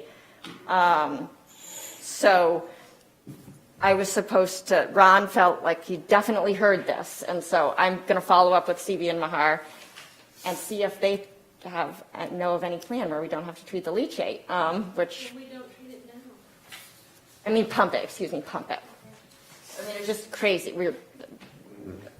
I think it's, but it doesn't matter. So we can treat that separately anyway. The end result is that the draft audit, or the new revised audit is going to reflect a much less dire situation, because it is alarming to towns when you have somebody go around and say. So is the immediate action then that this board is requesting from Hope and Lincolnville to provide their agreement to bring the money back in? Is that what I'm We hearing? need that actually, the specific language from all Four towns. So of what they did. So there are two different things. One is for the investment stuff, which is secondary. Yeah, But for that's the separate. purposes of the audit, we just need the language. What we agreed to do with these monies. Right. And That's documented for Camden and Rockport. I don't think we're quite there yet. I don't know. I need somebody sent from Rockport the exact language. So Don't you I'm mean doing that an email when- to when- all when you. You'll said get it what in a we did second. with these monies, you mean, don't you need some, and maybe I'm wrong here, but don't you need something from the town that says, it's sitting in a reserve account? And the or minutes Or that the specify the minutes, authorization. Yeah. where it's sitting at that town and. Well, I think We it's, don't need to know where no, it's sitting as No. much as we need to know agreement. what was. I guess that's what I'm saying. What was What I'm voted saying. on. I don't It mean needs to be physically where it's shown. sitting, but where Yes, the select it was- board understood that this needed to be in a restricted account that's Exactly. only for the Exactly. landfill. How did each town accomplish Yeah, that? that's the same thing I'm saying, I'm just not saying it Cool. particularly. No, you got it right. You don't have to tell us if you have it with the first or with Camden. Yeah, Yeah, no. Just to make sure I didn't forget it, I just sent out an email to all 4 managers and administrators saying what you just asked for. Thank you. I just sent an email out to Megan. And then the second thing is to make sure that everybody's, what everybody needs in order to. Right, what the finance committee needs to do the most effective job that we can investing this money is the towns to say exactly what the remaining 2 towns to say what they need in order to give it back. Yeah. Not give it back, but you know what I mean. Awesome. Any other things on that topic? Oh, one more finance thing, real quick. An alarming thing is the flow rates from the landfill. So this is like one of our major expenses. And one thing that the previous manager was very good at was knowing when you could slow down the pump and checking it. And our average cost with the wastewater treatment plant is $350 per day. Sometimes it can be zero if it's the Pump it shut off. level is measured and you say, okay, well, it's below 90 or above 90, so we can turn it off. If you just, knowing how to turn on the pump is, anyway, we got a pretty big bill from, our last bill was pretty big from the wastewater treatment plant. That there are so many variables, it's very difficult to know if that's because the pump is running more than it needs to. There is a risk that we could just run it and pay all this money lowering it way down farther than we need to. So that does speak to the need for like interim managers, and I know there's somebody at the facility doing it that sort of got trained, but this is a big job and it can cost us a lot of money, and we do need to make sure that that's being done correctly.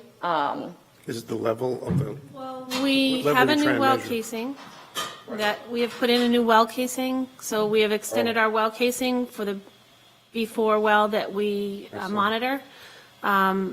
We have literally taken one measurement since we were behind because they were doing construction on the well casing. We have taken one measurement. I actually had a conversation today with our tech at Emery and Garrett to explain to him that we have this one measurement. Was it? It's now 40 feet, 0.6. We've added Is this 10 feet to the well Is this a water column measurement? It's a well. Okay, but you're measuring water depth. Yeah. No, Height, you're not actually. measuring water depth. You're inferring water depth from the From a top of the water Yeah. to, you're getting water depth, but you're not actually. How far to So the why water don't they just from put the it top? on a float switch on the pump? Well, we're Gets not cold? sure. I don't know. The pump has been running. I do take we take measurements every Pump's definitely day. running, that's for sure. Yes, we take a gallons per minute measurement every day, and it goes at the end of the, why are you looking at me like that? Oh, no, because I'm nervous, but because like, That's what we've done forever. yeah, I know. So- I didn't mean to be looking at you. Pump is not being manipulated, it is running. What are you saying? It's being- And It's definitely running. It's we are charging us a lot, concerned too. about it. I know that before the previous manager left, he was concerned about water levels, and perhaps they were coming up in the south quarry, so, south end of the quarry. And so it appears that our measurement is still in balance of where it was for the last time it was being taken, but we're going to take several more and then get back in touch and make sure that we're doing the right calculations. We also try to measure the north quarry. We have an issue over there that we don't actually have a measurement piezometer, they call it, I believe. And It's a piece of- we have we have a little bit of an archaic method at the moment, but it is North it is working. Corey's, you check the water level by Yeah. tally marks spray painted on the Which I quarry thought was the rock. most basic thing we could That's not the do. one that's not the one that's producing the bill. It's also frozen and not changing at pretty much at this time. But correct, it's not the one producing the bill. Supposedly, we don't know about any water going through at this time. We really don't know. It appears it's all working, but so all I can tell you is we're going to keep taking some measurements and see where we're at, and we're going to look into how to. We do need some assistance from Owen on how to run the pump. So, Sorry, yeah, I have 5 years of kind of data that I a just got to. brief but slightly awkward conversation. So I was trained up on how to do that process by the previous manager. That it's not an overly complicated process, but you can say that after you've done it 20, 30 something times. I followed around, took some notes, and then did my best at explaining it to two folks that were remaining employees at the Solid Waste Corporation, charged them with doing that. They're doing it. That said, it's like a delicate art because you take all these inputs, and getting the inputs are not overly complicated, but looking at those inputs and going, oh, I need to do this with this device to make it do that is more complicated. So the awkward part is that the previous manager has told me, if you want any help with that, Sure. let me know. Sure. We separated okay. I love that place. If you need some help, just let me know.